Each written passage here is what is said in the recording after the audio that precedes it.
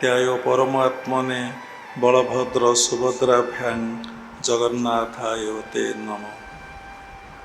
क्रियायोग परंपरार समस्त गुरुमानक मु प्रणाम करुच्ची। विश्वर प्रत्येक संप्रदायर गुरुमानक मु प्रणाम करुच्ची। उपस्थित भगवत स्वरूपगण सबरी भितरे जगन्नाथ उपलब्धि करी मु प्रणाम करुच्ची। आज जुलाई 13 तारीख 2025 मसीहा रविवार। जुलाई 10 तारीख रे गुरु पूर्णिमा उत्सव प्रत्येक गुरुकुल आश्रम रे पालित होइथिला। ए गुरु पूर्णिमा उत्सव रे समस्त शिष्य माने उपस्थित रही गुरुंक भितरे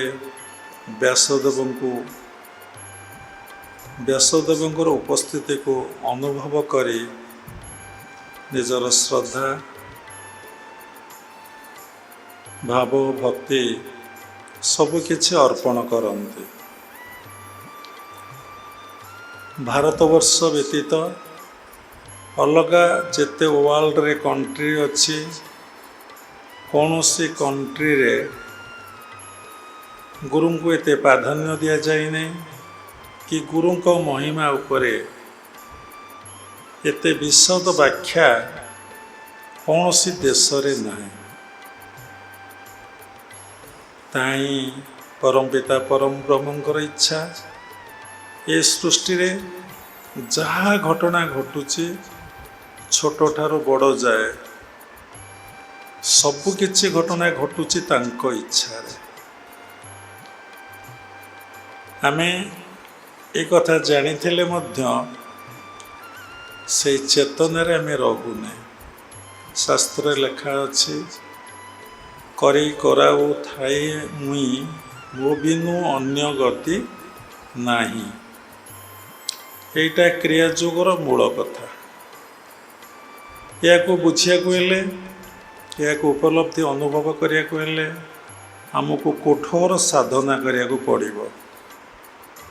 एग्जाम्पल जेमती क्षीर भितर घृतटा अच्छे आमे किंतु जानिचे किंतु ताको क्षीर रो घृत को अलगा करिया को हेले आमे गोटे प्रोसेस दरकार, गोटे टेक्निक दरकार। क्षीर को सेजया पड़िबो, क्षीर को बसैया पड़िबो, ताको बसा दही करिया को पड़िबो, सेतरे ताको मंथन करिया पड़िबो, सेतरे लहुणी बाहरिबो, लहुणी की पुणी अग्नि रे बसैले घृत बाहरिबो। से घृत को जदि आपण पुणी क्षीर रे पकईबे से मिसिबनी भासी उठिबो। किंतु क्षीर भितर घृतटा थिला। क्षीरटा जेतिकी काम रे न लागे घृतटा ताठारो अधिक काम रे लागे। घृतरे आपण होम करि परिबे, घृतरे दीपटी जाली परिबे, घृतटा औषध रे व्यवहार होबो, घृतटा विभिन्न प्रकार काम रे सब लागि परिबो। किंतु सेई क्षीर भितर घृतटा थला। सेमती देह भितर देही थिले देही अच्छंती से सब काम करूचंती कराउचंती। जो पदटी आमे कहिलु करी कराउ थाए मुही मो बिनु अन्य गति नाही, ताको बुझिया को हेले जानिया को हेले से अवस्था को आसिया को हेले हमको गुरु ग्रहण करी साधना करबा को पड़िबो। देखंतु ए सृष्टि रे आपण जन्मरू एपर्यंत जहाँ किछि आपणकर हेइछि बा भविष्यत को हब प्रत्येकटी मुहूर्त रे आपण काठारू शिखिकी हेइछि। बिना शिक्षा रे आपण जीवन रे कौनसी काम किए करि पारिबो नाही। निजे भगवान अवतार ही आसीचंदी धर्म संस्थापना करिया पई, साधु संत को उद्धार करिया पई, ତାଙ୍କୁ ମଧ୍ୟ ଗୁରୁ ଗ୍ରହଣ କରିବାକୁ ପଡ଼ିଛି। ରାମଚନ୍ଦ୍ର ଗୁରୁ ଗ୍ରହଣ କରିଛନ୍ତି, ଭଗବାନ ଶ୍ରୀକୃଷ୍ଣ ଗୁରୁ ଗ୍ରହଣ କରିଛନ୍ତି, ସମସ୍ତେ ଗୁରୁ ଗ୍ରହଣ କରିଛନ୍ତି। କିନ୍ତୁ ଗୁରୁ ଗ୍ରହଣ କରିବାଟା ଜୀବନରେ ଏକାନ୍ତ ଆବଶ୍ୟକ। ଏହି ବିଷୟରେ ଶାସ୍ତ୍ରରେ ବିଶଦ ବ୍ୟାଖ୍ୟା କରାଯାଇଛି। ଜାଣିଥିବେ, ସମସ୍ତେ ଶୁଣିଥିବେ, ବ୍ୟାସଦେବଙ୍କ ପୁତ୍ର ଶୁକଦେବ ଯିଏ ମା ଗର୍ଭରେ 12 ବର୍ଷ ରହିଲେ। ଗୋଟେ ସନ୍ତାନ 12 ବର୍ଷ ରହିବା କ'ଣ ଏତେ ସହଜ ସାଧାରଣ କଥା? ସେ ବିଷୟରେ ବହୁତ ଯୌଗିକ ବ୍ୟାଖ୍ୟା ଅଛି। ସେ ଜନ୍ମ ହେଲେନି। ଯେଉଁ ପିଲାଟି ମା ଗର୍ଭରେ ଯେତେ ଅଧିକା ଦିନ ରହେ ସେ ସେତେ ଦେବ ଶିଶୁ ହୁଏ। ଯିଏ କମ୍ ଦିନ ଭିତରେ ଜନ୍ମଗ୍ରହଣ କରି ପକାଏ ସେ ପିଲା ଭଲ ପିଲା ହେବ ନାହିଁ। ମା ଗର୍ଭରେ ଗୋଟେ ଦିନ ରହିବା ଯାହା ଏଠି ବର୍ଷ ବର୍ଷ ରହିଲେ ମଧ୍ୟ ତାର ସେତିକି ବଡ଼ିର ବ୍ରେନ୍ର ଡେଭଲପ୍ ହେଇପାରିବ ନାହିଁ। ସବୁ ଭଗବାନଙ୍କର ସୃଷ୍ଟି, ସବୁ ଭଗବାନଙ୍କର ଇଚ୍ଛା। ସେ କଥା ଆମେ କ'ଣ ବୁଝିପାରୁଛେ? ଦେଖନ୍ତୁ, ମା ଗର୍ଭରେ ରହିବା କେତେ କଷ୍ଟ। ଆପଣଙ୍କୁ ଗୋଟେ ଘର ଭିତରେ ପୁରେଇ ଦିଆଯିବ, ସମସ୍ତ ଲାଇଟ୍କୁ ଅଫ୍ କରିଦିଆଯିବ। ସେ ଘରେ ବହୁ ଦୁର୍ଗନ୍ଧ ଜିନିଷ, ମଳମୂତ୍ର ସବୁ ରଖି ଦିଆଯିବ। କବାଟ ଝରକା ନଥିବ। ଆପଣ କେତେ ସମୟ ରହିପାରିବେ? କେତେ ସମୟ ରହିପାରିବେ? ଆପଣ କହିବେ ନାଇଁ, ଆମେ ଜମା ରହିପାରିବୁ ନାହିଁ। ଖୁବ୍ ହେଲେ ଘଣ୍ଟାଏ 2 ଘଣ୍ଟା, ଯାହାର ବଡ଼ିର ରେଜିଷ୍ଟାନ୍ସ ପାୱାର ନେଇକି ସେ କିଛି ସମୟ ରହିପାରିବ। ତେଣୁ ଥରେ ଚିନ୍ତା କରନ୍ତୁ, ଗୋଟେ ୟୁଟ୍ରିୟସ୍, ଗୋଟେ ମାଂସର ଥଳିଟେ, ତା ଭିତରେ ଛୁଆଟେ ଜନ୍ମ ହୁଏ, ଛୁଆଟେ ରହିଥାଏ 10 ମାସ 10 ଦିନ, ଏବଂ କୌଣସି କବାଟ ଝରକା ନଥାଏ। ତା ଭିତରେ ଆମେ ସମସ୍ତେ ଥିଲେ, କିନ୍ତୁ ଆମର ଏ ଚେତନା ବର୍ତ୍ତମାନ ନାହିଁ। ଗୋଟେ ଡିମ୍ବାଣୁ, ଗୋଟେ କୀଟାଣୁ ମିଳିତରୁ ଗୋଟେ ଶିଶୁଟି ଜନ୍ମ ହୁଏ। ସବୁ ଭଗବାନଙ୍କର ଇଚ୍ଛା। ଯେତେବେଳେ ସେ ରହେ 5 ମାସ ପରେ, ଯେତେବେଳେ ତା ଭିତରେ ସୋଲଟା କ୍ରିୟା କରେ, ଗୋଟେ ଘରଟେ ହେଲେ ସେ ଘରେ ଯାଇ କିଏ ରହିବ ନା? ଆଉ ଘରଟେ କମ୍ପ୍ଲିଟ୍ ନହେଲେ ସେ ଘରେ କିଏ ରହିବ? ତେଣୁ 4 ରୁ 5 ମାସ ଭିତରେ ସେ ଯେଉଁ ଜୀବାତ୍ମା ପ୍ରବେଶ କରିକି ମାର ଶରୀର ଭିତରେ, ତା ଭିତରେ ସ୍ନାନ ପାଏ। ଏ କଥା ସୁନ୍ଦର ଭାବରେ ଭାଗବତରେ ଉଲ୍ଲେଖ ଅଛି। ତେଣୁ ପାଇଲା ପରେ ପିଲାଟା ମୁଭିଂ କରେ, ତା ଭିତରେ ଚଳପ୍ରଚଳ ହେବାକୁ ଆରମ୍ଭ କରେ। ତାପରେ ତାର ଯନ୍ତ୍ରଣା ଆରମ୍ଭ ହୋଇଯାଏ। ତା ଭିତରେ ସେ ଝାଡ଼ା ଫେରେ, ତା ଭିତରେ ସେ ପରିସ୍ରା କରେ। ମାର ଖାଦ୍ୟଟା ହିଁ ତାର ଖାଦ୍ୟ ହେଇଥାଏ। ତା ଭିତରେ ସେ ଘୁରି ବୁଲେ। ଯେତେବେଳେ 7 ମାସ ହେଇଯାଏ, ପିଲାଟା ବେଶୀ ବଡ଼ ହେଇଯାଏ। ସବୁବେଳେ ତା ମୁଣ୍ଡଟା କୁଆଡ଼େ ଥାଏ? ତଳକୁ ଥାଏ। ମୁଣ୍ଡଟା କେବେ ଉପରକୁ ରହିବନି। ମାର ପ୍ରସବ ଧର୍ମ ଆଡ଼କୁ ତା ମୁଣ୍ଡଟା ରହିବ। ଯେଉଁମାନେ ବିଜ୍ଞାନ ଛାତ୍ର ଦେଖିଥିବେ, ସେମାନେ ଆନାଟମି ସେମାନେ ଜାଣିପାରିବେ। ତାପରେ ପିଲାଟି ତା ଭିତରେ ବହୁତ ଛଟପଟ ହୁଏ, ଯନ୍ତ୍ରଣା ହୁଏ। 84 ନର୍କ ଭିତରେ ମା ଗର୍ଭରେ ରହିବାଟା ଗୋଟିଏ ନର୍କ। 84ଟି ନର୍କ ଅଛି, ମା ଗର୍ଭରେ ରହିବା ଗୋଟେ ନର୍କ। ସେଇ ନର୍କରୁ ଉଦ୍ଧାର ପାଇବା ପାଇଁ, ସେଇ ନର୍କରୁ ଉଦ୍ଧାର ପାଇବା ପାଇଁ ସେ ଭଗବାନଙ୍କୁ ସ୍ତୁତି ଆରମ୍ଭ କରିଦିଏ। ପ୍ରଭୁ, ମୋତେ ଯେଉଁ ମୁଁ ଜେଲ୍ ଭିତରେ ଅଛି, ମା ଗର୍ଭରେ, ପୁଣି ଝରକା ନାହିଁ, କବାଟ ନାହିଁ, ଇଲେକ୍ଟ୍ରି ନାହିଁ, ଆଉ କିଛି ତ ନାହିଁ, ରୁଦ୍ଧ କୋଠରୀ, ଖାଲି ନାଳ ଆଉ ମୂତ୍ର, ରକ୍ତ, ପୁଣି ବିଷ୍ଠା। ତା ଭିତରେ ବିଷ୍ଠା ବି ଥାଏ। ଛୁଆ ଯାହା ଖାଏ, ମାର ସାରାଂଶଟା କଳା କଳା ହେଇକି ତା ଭିତରେ ସେ ଝାଡ଼ା ଫେରି ପକାଏ। ତା ଭିତରେ ସେ ଥାଏ। ତାର କେମିତି ଖାଦ୍ୟ ଖାଏ? ପାଟି ଦ୍ୱାରା ନା, ତାର ଯେଉଁ ନାଇଟି ଥାଏ ଆପଣ ଜାଣିଥିବେ କହନ୍ତି ସେ ମାଆର ୟୁଟ୍ରି ସହିତ ଆଟାଚ୍ ହେଇକି ଥାଏ, ଯାହା ଫଳରେ ସେ ମାଆର ସାରାଂଶ ଶ୍ୱାସ ପ୍ରଶ୍ୱାସ ଖାଇବା ମୁଭିଂ କରିବା ବୁଲିବା ସବୁ ଚିତ୍ତି ତାର ବଢ଼ି ବଢ଼ିକା ମାସ ଯାଉଥାଏ, ତା ଯନ୍ତ୍ରଣାଟା ତୀବ୍ରରୁ ତୀବ୍ର ମାତ୍ରାରେ ହୁଏ, ତୀବ୍ରରୁ ତୀବ୍ର ମାତ୍ରାରେ ହୁଏ। କିନ୍ତୁ ଅତିଷ୍ଠ ହୋଇ ଭଗବାନଙ୍କୁ ସ୍ତୁତି କରେ। ଭଗବାନ କହନ୍ତି ତୁ ଯିବୁ ଯା, ତାକୁ ସେ ବାହାର କରିଦିଅନ୍ତି। ଏବଂ ଗୋଟେ କଥା କହନ୍ତି, ସେ କହେ ପ୍ରଭୁ ଯଦି ଏଇଥରିକ ମୋତେ ମର୍ତ୍ତ୍ୟମଣ୍ଡଳେ ଜନ୍ମ ଦେବ ମୁଁ ଆଉ କିଛି କରିବିନି, ତୁମକୁ ଭଜନ କରିବି, ତୁମକୁ ଧ୍ୟାନ କରିବି, ତୁମରି କଥା କହିବି। ଯଦି ମର୍ତ୍ତ୍ୟମଣ୍ଡଳେ ହୋଇବି ଜନ୍ମ ତୋ ନାମ ଗାଉଥିବି ସୁମରି, ବଡ଼ ମାୟାବୀ ଜୀବ ନୁହେଁ କାହାରି, ଦିନେ ନଭଜୁ ରାମ କୃଷ୍ଣ ଶ୍ରୀହରି। ଯଶୋବନ୍ତ ଦାସ ଏଇଟା ଲେଖିଛନ୍ତି।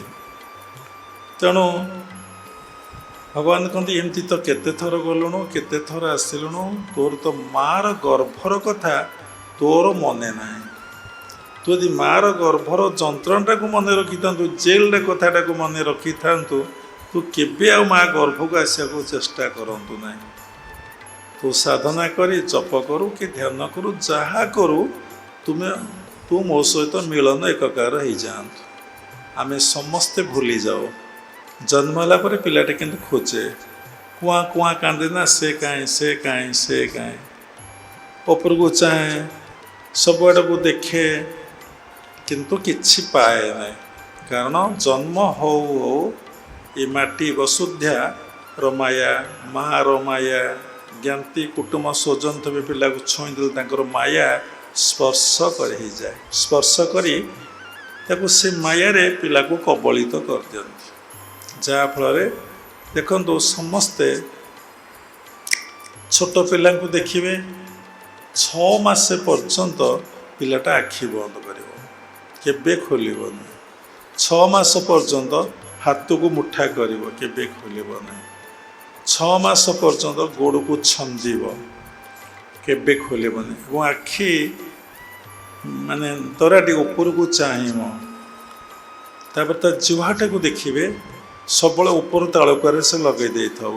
ମା କ'ଣ କରନ୍ତି, ତେଲ ଦ୍ୱାରା କପଡ଼ା ଦ୍ୱାରା ତା ଜିଭକୁ ସଫା କରିଦିଏ, ପୁଣି ସେ ଜିଭକୁ ଓଲଟେଇ ଦିଏ। ଏ କଥା କହିବାର ଅର୍ଥ 6 ମାତୃ ଗର୍ଭରେ ଯେତେବେଳେ ପିଲାଟି ଥିଲା ସେ ଭଗବାନଙ୍କୁ ସ୍ତୁତି କରୁଥିଲା।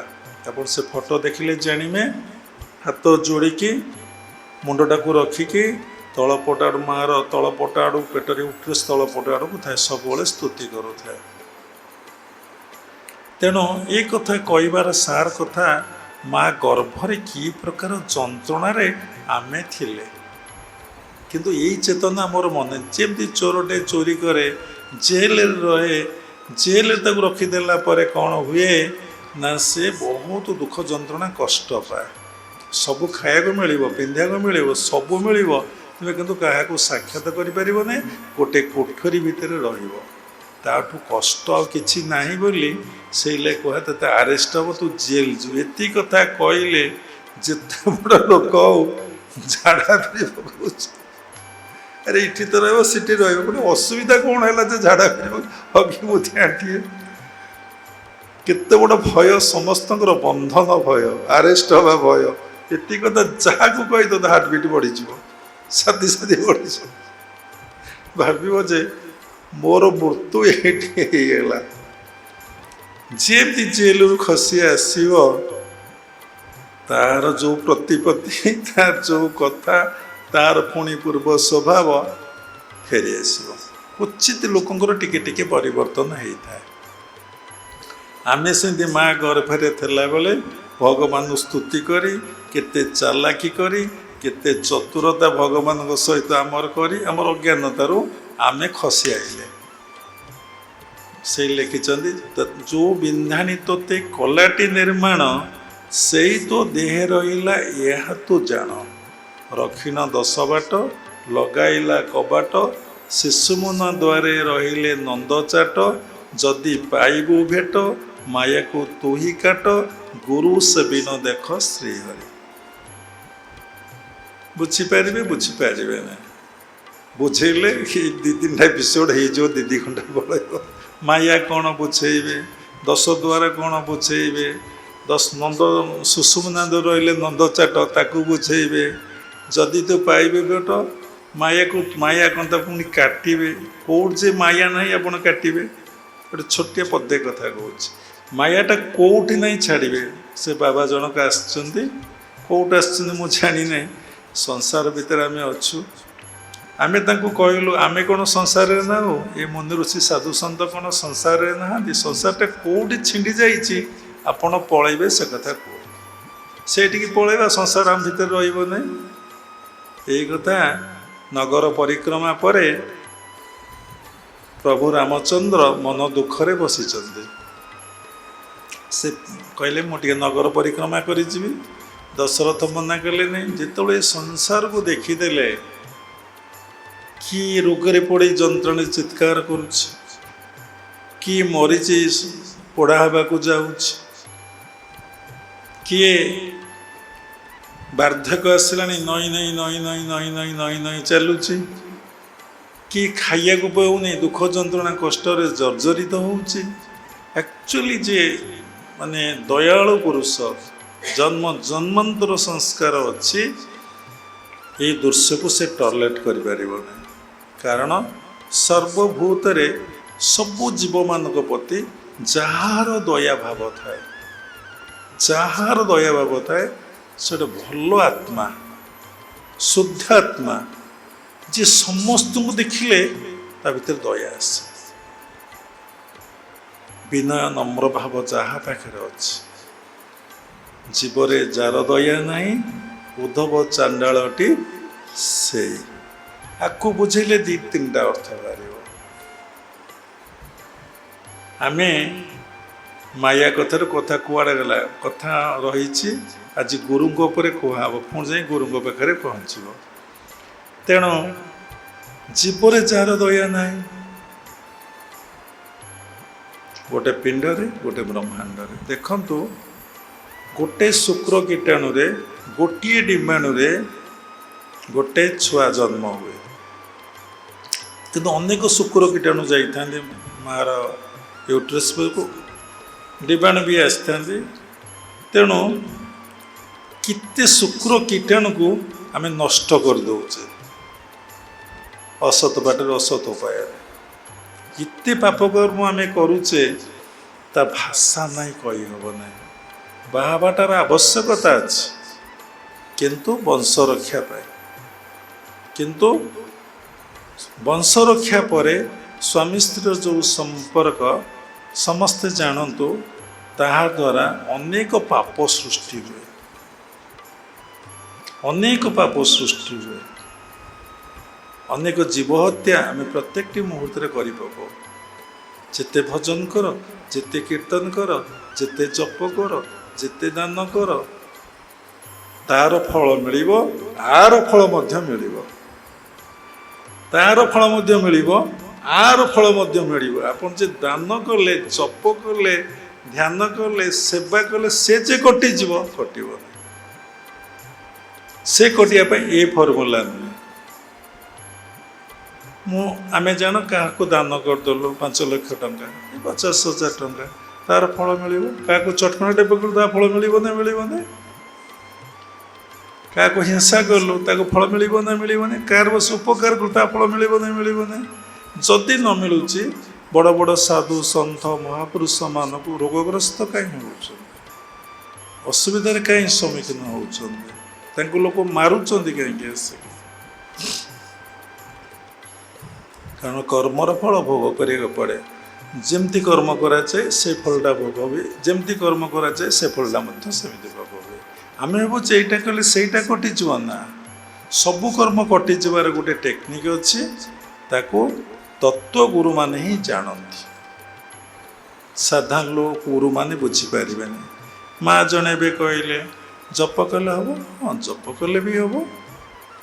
କେଉଁ ଜପ ଆମେ ଆଉ ବିଶଦ ବ୍ୟାଖ୍ୟା କଲୁ ନାହିଁ, କାରଣ ପ୍ରତ୍ୟେକ ଆମେ ତ ପୁଣି 22 ପାହାଚ ପରେ ରତ୍ନସିଂହାସନରେ ମହାପ୍ରଭୁଙ୍କୁ ଦର୍ଶନ କରିବା। ଆଉ ପ୍ରଥମଟା କ'ଣ ଶେଷ ପାହାଚ? ମୂଳର ଗୋଟେ ପାହାଚ ଅଛି ନା। ଆଉ ଛାତ ଉପରୁ ଯିବାକୁ ହେଲେ 21ଟା ପାହାଚ ଦେଇ ଆମକୁ ଯିବାକୁ ପଡ଼ିବ।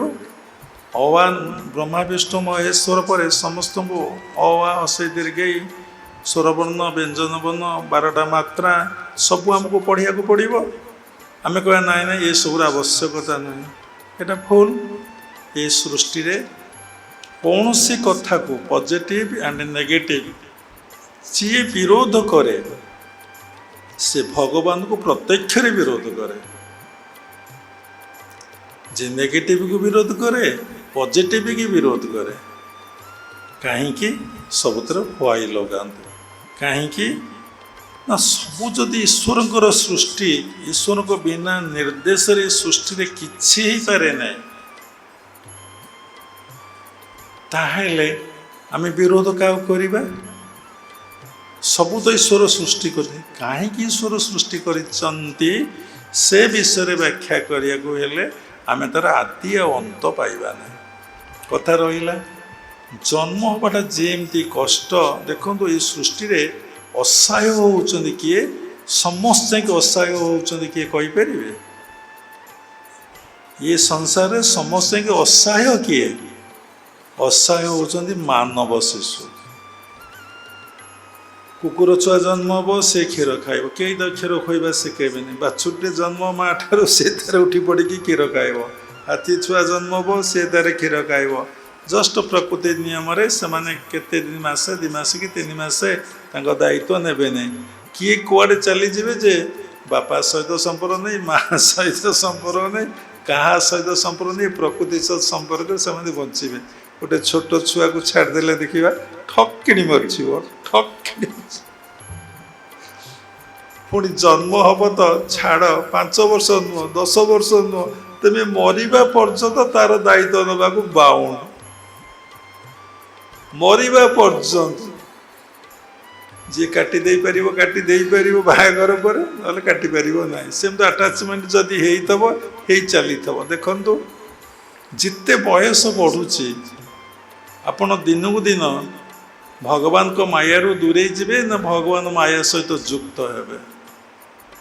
ଏ ସଂସାରଟା ତ ଭଗବାନଙ୍କ ମାୟାରେ ପରିପୂର୍ଣ୍ଣ। ଯେଉଁଠି ଯାଆନ୍ତୁ ସେଇଠି ହିଁ ମାୟା ଅଛି। କଥା ପୁଣି ରହିଗଲା, ରାମଚନ୍ଦ୍ର ମନ ଦୁଃଖରେ ବସିଲେ। ଗୋଟେ କଥାରେ କୁଆଡ଼େ କଥା ଚାଲି ଯାଉଛି। ଯେତେ ବଶିଷ୍ଠ ଭୁଲ କହିଲେ, ଦଶରଥ ପଚାରିଲେ ରାମଚନ୍ଦ୍ର କହିଲେ ନାଇଁ ମୋତେ ଆଉ ଭଲ ଲାଗୁନି, ମୁଁ ସଂସାର ଛାଡ଼ି ଚାଲିଯିବି। ଆପଣଙ୍କ ରାମଚରିତମାନସ ହୁଏ, ଆପଣ ତ ବହୁତ କଥା ଶୁଣିଥିବେ, ଆମର ତ ଶାସ୍ତ୍ର ଜ୍ଞାନ ଏତେ ନାହିଁ। ତାପରେ କୂଳଗୁରୁ ବଶିଷ୍ଠ ଆସିଲେ, ବଶିଷ୍ଠଙ୍କୁ ଦଶରଥ ସମସ୍ତ କଥା କହିଲେ।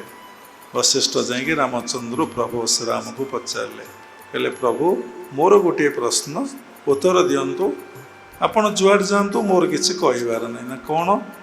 ନା ଏ ସଂସାରଟା କେଉଁଠି ଛିଣ୍ଡିଛି, ଏ ଭଗବାନଙ୍କର ମାୟାଟା କେଉଁଠି ନାହିଁ, ସେଇ ଜାଗାକୁ କୁହନ୍ତୁ, ଆମେ ଚାଲିଯିବା। ଆପଣ ଯଦି ନଲେଜ ଅଛି ସମସ୍ତଙ୍କ ପାଇଁ କହୁଛି, ଦେଖନ୍ତୁ ଭଗବାନଙ୍କ ସଂସାରଟା କେଉଁଠି ଛିଣ୍ଡିଛି, ମାୟା କେଉଁଠି ନାହିଁ, ସବୁଠି ମାୟା ଅଛି। ଜଙ୍ଗଲ ଭିତରେ ଯଦି ମାୟା ନାହିଁ, ସେଠି ପୁଣି ଆଦିବାସୀ ଲୋକ ଅଛନ୍ତି, ଏବେ ବି ଅଛନ୍ତି। ସଂସାର କେମିତି ଚାଲିଛି? ଲୋକ ଏବେ ବି ଉଲଗ୍ନ ଅଛନ୍ତି। ସଂସାର କ୍ରିୟା କେମିତି ଚାଲିଛି? ବଂଶ କ'ଣ ସେମାନଙ୍କର ବୁଡ଼ି ଯାଇଛି? ଆଫ୍ରିକାରେ ଦେଖିବେ, ଆଣ୍ଡାମାନ ନିକୋବର ଦ୍ୱୀପପୁଞ୍ଜ ଦେଖିବେ, ଓଡ଼ିଶାରେ ଅନେକ ଘନ ଜଙ୍ଗଲ ଭିତରେ ଆଦିବାସୀ ଉଲଗ୍ନ ଅବସ୍ଥାରେ ଏବେ ବି ରହିଛନ୍ତି। ମାୟା ନେଇ ସଂସାର ପ୍ରକ୍ରିୟା ଚାଲୁଛି କେମିତି? ପଶୁପକ୍ଷୀଙ୍କର ପୁଣି ତାଙ୍କର କ୍ରିୟା କେମିତି ହେଉଛି? କହୁଥିଲି ସେନ ସତ୍ସଙ୍ଗରେ, କି ଋଷି?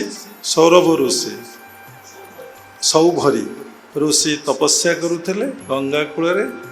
2ଟା ମୀନଙ୍କର ମୈଥୁନ ଦେଖି ସଂସାର ପ୍ରତି ତାଙ୍କର ଆସକ୍ତି ଆସିଲା, ସେ ବିବାହ ହେଲେ। କଥା ସେଇଠି ଥାଉ, ପ୍ରଭୁ ଶ୍ରୀରାମ ଆଉ କିଛି କହିଲେ ନାହିଁ। ତେଣୁ କହିବାର ଉଦ୍ଦେଶ୍ୟ, ଯେଉଁଠିକି ଯାଆନ୍ତୁ ମାୟା ଅଛି, ମାୟାକୁ ଆପଣ କାଟିକି ରହିପାରିବେ ନାହିଁ। ମାୟା ଯନ୍ତ୍ରିତ ସର୍ବଜନ, ବ୍ରହ୍ମାଦି 14 ଭୁବନ, ସବୁଆଡ଼େ ବ୍ରହ୍ମଲୋକ ପର୍ଯ୍ୟନ୍ତ ମାୟା ଲାଗିଛି। ବ୍ରହ୍ମା ବିଷ୍ଣୁ ମହେଶ୍ୱରଙ୍କୁ ବି ମାୟା ଲେଖା ହେଇଛି, ଶାସ୍ତ୍ରରେ ଲେଖା ଅଛି। କେବଳ ପରମାତ୍ମା ପରମ ବ୍ରହ୍ମକୁ ମାୟା ସ୍ପର୍ଶ କରିନାହିଁ। ଯିଏ କ୍ରିୟାଶୀଳ ହେଲା, ଯାହାର ଆକାର ରହିଲା ତା ଭିତରେ ମାୟା ରହିଲା, ଯାହାର ଫର୍ମ ରହିଲା ତା ଭିତରେ ମାୟା ରହିଲା। ଯିଏ ଫର୍ମଲେସ୍ ଷ୍ଟେଜକୁ ଯିବ ତା ଭିତରେ ଆକାର ଯାହାର ନାହିଁ, ଶୂନ୍ୟ ଶୂନ୍ୟ ମହାଶୂନ୍ୟ ଅବସ୍ଥା, ସେ ତାଙ୍କୁ ହିଁ ମାୟା ସ୍ପର୍ଶ କରେ ନାହିଁ। ତେଣୁ ତୁମେ ଯୋଉଠି ଛିଣ୍ଡି ଯାଇଛି ସେଇଠିକି ଯାଅ, ପ୍ରଭୁ ଆଉ ଶ୍ରୀରାମ ଗଲେ ନାହିଁ। ତେଣୁ ଆମେ ଯୋଉଠି ରହିବା ସେଠି ମାୟା ଲାଗିଛି, ସେଠି ମାୟା ଅଛି। ଆମେ କେମିତି ରହିବା ତାର କୌଶଳ ଆମକୁ ତତ୍ତ୍ୱଗୁରୁ ବତେଇ ଦେବେ। ଆଦର୍ଶ ଗୁରୁ ବତେଇ ପାରିବେ ନାହିଁ, ଆଚାର୍ଯ୍ୟ ଗୁରୁ ବତେଇ ପାରିବେ ନାହିଁ, ସଦଗୁରୁ ବି ବତେଇ ପାରିବେ ନାହିଁ, କେବଳ ତତ୍ତ୍ୱଗୁରୁ ହିଁ ବତେଇବେ। ସେଥିଲାଗି ଭାଗବତ ଲେଖା ଅଛି, ଯେ ଗୁରୁ ତତ୍ତ୍ୱରେ ଗୋଚର, ଶିର ମଣ୍ଡିବ ତା ପୟର, ତତ୍ତ୍ୱ ବୁଝିଲେ ତ୍ରୁଟି ଭ୍ରାନ୍ତି, ଭବସାଗରୁ ତରି ଯାଆନ୍ତି। ତେଣୁ ଆମେ ଭବସାଗରୁ ତରିବା ପାଇଁ ଆମେ କ'ଣ ଗୁରୁ ଗ୍ରହଣ କରୁଛେ? ଆମେ ଗୁରୁ ଗ୍ରହଣ କରୁଛେ କ'ଣ ପାଇଁ? ବହୁତ ଲୋକ ମାନସିକ ଶାନ୍ତି ପାଇଁ, ବହୁତ ଲୋକ ଦେହ ସୁସ୍ଥ ପାଇଁ, ବହୁତ ଲୋକ ବ୍ୟବସାୟ ପାଇଁ, ଚାକିରିରେ ଉନ୍ନତି ପାଇଁ, ପ୍ରତିଷ୍ଠା ପାଇଁ, ଟିକେ ମନ ସହିତ ମାନସିକ ଶାନ୍ତି ପାଇଁ, ଏଇଥିପାଇଁ ଆମେ ଗୁରୁ ଗ୍ରହଣ କରୁଛେ। ଆମେ ଯେ ଗୁରୁ ଗ୍ରହଣ କରିଛେ, ଆମେ ଯେଉଁ ମୂଳ ସୋର୍ସ ଉତ୍ସରୁ ଆସିଛେ ସେଇ ମୂଳ ଉତ୍ସ ସହିତ ଆମେ ମିଳନ ହେଇଯିବା ପାଇଁ ଆମେ ଗୁରୁ ଗ୍ରହଣ କରିନେ।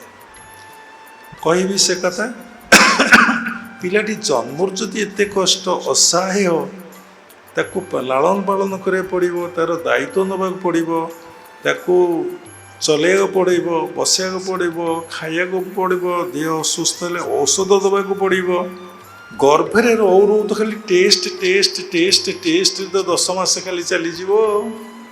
ଗୋଟେ ପଶୁ ପକ୍ଷୀ କୀଟ ପତଙ୍ଗ ସେମାନଙ୍କୁ ଯେଉଁ ଛୁଆଙ୍କର ଟିକେ ଟେଷ୍ଟ ଅଛି ନା, ମେଡ଼ିକାଲ ଅଛି ନା, କିଛି ଖାଦ୍ୟ ତାଙ୍କ ପାଇଁ ଦିଆହେଉଛି, ବେବି ଫୁଡ଼ ଭଲ ମନ୍ଦ କିଛି ଅଛି? ସେମାନେ ପ୍ରକୃତି ଉପରେ ନିର୍ଭର ଆଶ୍ରୟ କରି ତାଙ୍କର ପରିବାର ଏତେ ସୁନ୍ଦର ଭାବରେ ବଢ଼ି ଚାଲିଛି। ଇମାଜିନ୍ ବାହାର ଆମର ଈଶ୍ୱରଙ୍କ ଉପରେ ବିଶ୍ୱାସ ନାହିଁ, ଈଶ୍ୱର ଉପରେ ନିର୍ଭର ନାହିଁ, ଈଶ୍ୱର ପର୍ଯ୍ୟନ୍ତ ଆମେ ଧୀରେ ଧୀରେ ସମସ୍ତେ ଭୁଲିବାକୁ ଲାଗିଲେଣି। ଦେଖନ୍ତୁ, ଏଇଟା ଜନ୍ମ କଥା ଏତିକି ରଖିଦେବା, ମୃତ୍ୟୁ ଧୀରେ ଧୀରେ ବଢ଼ି ବଢ଼ି ଆମେ ବାଳକରୁ ଯୌବନ ଅବସ୍ଥାକୁ ଯିବା, ତାପରେ ବାର୍ଦ୍ଧକ୍ୟ ଅବସ୍ଥାକୁ ଯିବା। ଦିନେ ମୃତ୍ୟୁ ଆମର ହବ। କୋଉଠି ହବ, କେମିତି ହବ, କୋଉ ଜାଗାରେ ହବ, ତାର କିଛି ଠିକ୍ ଆଉ ଠିକଣା ନାହିଁ। ନିଶ୍ୱାସେ ନୈବ ବିଶ୍ୱାସ। ଯେତେବେଳେ ଯାଉଛି ଜନ୍ମ ଶ୍ୱାସଟିଏ, ଆସୁଛି ଆମର ମୃତ୍ୟୁ। ପ୍ରତ୍ୟେକଟି ମୁହୂର୍ତ୍ତରେ ଆମର ମୃତ୍ୟୁ ହେଉଛି। ମୃତ୍ୟୁ ପୂର୍ବରୁ ତାକୁ କହନ୍ତି ଖଣ୍ଡ ମୃତ୍ୟୁ, ପୁଣି ଶ୍ୱାସଟେ ପଳାଉଛି, ପୁଣି ଚାଲି ଆସୁଛି। ଏମିତି କ୍ରିୟା ଚାଲିଛି, ଯାହାକୁ ଯୋଗଶାସ୍ତ୍ରରେ କହନ୍ତି ପୂରକ ରେଚକ କ୍ରିୟା ଚାଲିଛି ଚାଲିଛି ଚାଲିଛି ଚାଲିଛି।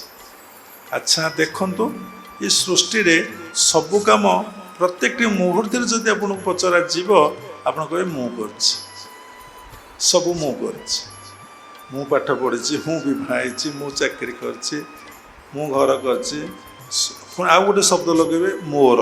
ଦୁଇଟା ଶବ୍ଦ ନେଇ ଆପଣ ବଞ୍ଚିଛନ୍ତି, ଗୋଟେ ମୁଁ, ଗୋଟେ ମୋର। ମୋ ପୁଅ, ମୋ ଘର, ମୋ ଜମି, ମୋ ବାଡ଼ି, ମୋ ବନ୍ଧୁବାନ୍ଧବ, ମୋ ଶ୍ୱଶୁର, ମୋ ଶାଶୁ, ଦୁଇଟା ତ ସଂସାରରେ, ଗୋଟେ ମୁଁ ଆଉ ଗୋଟେ ମୋର, ଯାହାକୁ ନେଇ ଆମେ ବଞ୍ଚିଛେ। କିନ୍ତୁ ଦେଖନ୍ତୁ, ସେଇ ମୁଁଟା କେତେ କଷ୍ଟ, ସେଇ ମୋରଟା କେତେ କଷ୍ଟ। ସେ ମୁଁଟା ଆମକୁ ଜୀବନରେ କେତେ ଆଘାତ ଦେବ ଏବଂ ମୋରଟା ଆମକୁ କେତେ ଆଘାତ ଦେବ, ଆମେ ଏ ବିଷୟରେ କନସିୟସ୍ ନାହୁଁ। ପ୍ରତ୍ୟେକଟି ମୁହୂର୍ତ୍ତରେ ମୁଁ ମୁଁ ମୁଁ ମୁଁ ମୁଁ ମୁଁ କହିଛି। ଭାଗବତରେ ଲେଖା ଅଛି, ଉଦ୍ଧବ ମନେ ରଖିଥବୁ, ମୁଁ ମଲେ ତୁ ମୋତେ ପାଇବୁ। ଆମେ କେବେ ମୁଁଟାକୁ ମାରିବା ପାଇଁ କିଏ କେଉଁଠି ସାଧନା କଲାଣି?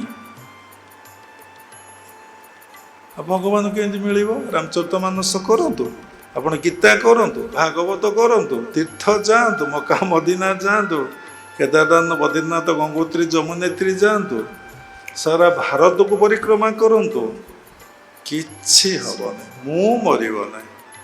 କସ୍ମିନ୍ କାଳ ଯେତେ ତୀର୍ଥ କରନ୍ତୁ, ପ୍ରୟାଗରେ କ'ଣ ହେଲା? କୁମ୍ଭ ମେଳା ପଡ଼ିଲା, କିଏ କହିଲେ ବାପା ପୂର୍ଣ୍ଣ କୁମ୍ଭ, କିଏ କହିଲେ ଅର୍ଦ୍ଧ କୁମ୍ଭ, ବିଭିନ୍ନ ସାଧୁ ସନ୍ଥ ମହାପୁରୁଷ ସବୁ ଯାତ୍ରା ଭିଡ଼ ଜମେଇ ଦେଲେ। ଗଭର୍ଣ୍ଣମେଣ୍ଟ କୋଟି କୋଟି, ଆମେ ତ ଜାଣିନୁ କେତେ ହଜାର ହଜାର କୋଟି ଟଙ୍କା ସେଠି ଖର୍ଚ୍ଚ କରିଦେଲେ। ଆରେ ବାପାରେ, କେତେ ବଡ଼ ଅହଙ୍କାର ଗର୍ବ। ଗାଁ ଗଣ୍ଡା ପ୍ରତ୍ୟେକ ଜାଗାରୁ ବସ୍ ଚାଲିଲା, ଫ୍ଲାଇଟ୍ ଚାଲିଲା, 4 ଗୁଣ ପଇସା ହେଲା ଫ୍ଲାଇଟ୍ରେ। ଟ୍ରେନ୍ ଚାଲିଲା, 10 କିଲୋମିଟର 20 କିଲୋମିଟର ଚାଲିବାକୁ ପଡ଼ିଲା। ଲୋକମାନେ ଯାଇ ସବୁ ବୁଡ଼ ଦେଇଦେଲେ। ଆରେ ଚିନ୍ତା କଲ ନାହିଁ, ଯେତେବେଳେ ତୁମେ ବୁଡ଼ ଦେଲ ତୁମ ଶରୀର ତ ଗାଧେଇଲା, ଠିକ୍ ଅଛି, ଶରୀର ମଳି ଛାଡ଼ିଛି, ଯାଇଛି, ଶରୀର ଯେଉଁ ମଳି ଛାଡ଼ି ନାହିଁ। ଆରେ ମନର ତ ସବୁ ମଳି, କାମ ତ ଗୋଟେ ମଳି, କ୍ରୋଧ ତ ଗୋଟେ ମଳି, ଲୋଭ ତ ଗୋଟେ ମଳି, ମୋହ ତ ଗୋଟେ ମଳି, ମଦ ତ ଗୋଟେ ମଳି, ମାଶ୍ଚର୍ଯ୍ୟ ଗୋଟେ ମଳି। ଆମ 6 ରିପୁ, 6ଟି ରିପୁ ଆମ ଭିତରେ ଅଛନ୍ତି, ଗୋଟେ ଗୋଟେ ମଳି। ମନର 5ଟା ଅବସ୍ଥା, ମୂଢ଼, କ୍ଷିପ୍ତ, ବିକ୍ଷିପ୍ତ, ଏକାଗ୍ର, ନିରୁଦ୍ଧ। ଏଠି କ'ଣ ମାଛ ନାହାନ୍ତି, ଗେଣ୍ଡା ନାହାନ୍ତି, କୋଚିଆ ନାହାନ୍ତି, ତା ଭିତରେ ସାପ ନାହାନ୍ତି ପାଣିରେ? ସିଏ କ'ଣ ସବୁ ପ୍ରୟାଗ ଯେତେବେଳେ କୁମ୍ଭ ହେଲା ସବୁ ମୁକ୍ତି ମୁଖ୍ୟ ହେଇଗଲେ? ଆଚ୍ଛା, ଯଦି ଦେହର ମଳି ନ ଛାଡ଼ିଲା ତାହେଲେ ମନର ଯେଉଁ ମଳି ଅଛି ଛାଡ଼ିବ କେମିତି? ଯଦି ବୁଡ଼ ପକେଇ ଉଠେଇ ଗଲେ ମନର ସବୁ ମଳି ଚାଲିଯାଆନ୍ତା, ତାହେଲେ ମୁନି ଋଷିମାନେ ସାଧନା କରି କରି କରି କରି କରି ଉଇଁକା କାହିଁ ପାଲଟିଥାନ୍ତେ? ପୁଣି ସାଧନାଟା ଗୋଟିଏ ଜନ୍ମରେ ଭଗବାନ ମିଳନ୍ତି ନାହିଁ। ସେଇଭଳି ସାଧନା କଲେ ଗୋଟିଏ ଜନ୍ମରେ ମିଳନ୍ତି। ସେଇଭଳି ସାଧନାର ପ୍ରୋସେସ୍ ଠିକ୍ ନ ରହିଲେ କୋଟି କୋଟି ଜନ୍ମ, ଲକ୍ଷ ଲକ୍ଷ ଜନ୍ମ, ହଜାର ହଜାର ଜନ୍ମ ଚାଲିଯାଏ। ଆପଣ ଶାସ୍ତ୍ର ପଢ଼ିଲେ ଅନୁଭବ କରିପାରିବେ। 2ଟି ଗ୍ରନ୍ଥ ପ୍ରମାଣ ଗ୍ରନ୍ଥ, 2ଟି ଗ୍ରନ୍ଥ ଭଗବାନଙ୍କ ମୁଖ ନିଃସୃତ ଗ୍ରନ୍ଥ। ଆମେ କହିଲୁ ପଢ଼ନ୍ତୁ ମା, ଭାଗବତ ପଢ଼ନ୍ତୁ, ଗୀତା ନା ମୁଁ ରାମଚରିତ ମାନସ ପାଠ କରୁଛୁ। ଆରେ ତୁମେ ଗୀତା ପଢ଼, ଭାଗବତ ପଢ଼, ଦେଖ ସେ ଗ୍ରନ୍ଥରେ କ'ଣ ଲେଖା ଅଛି।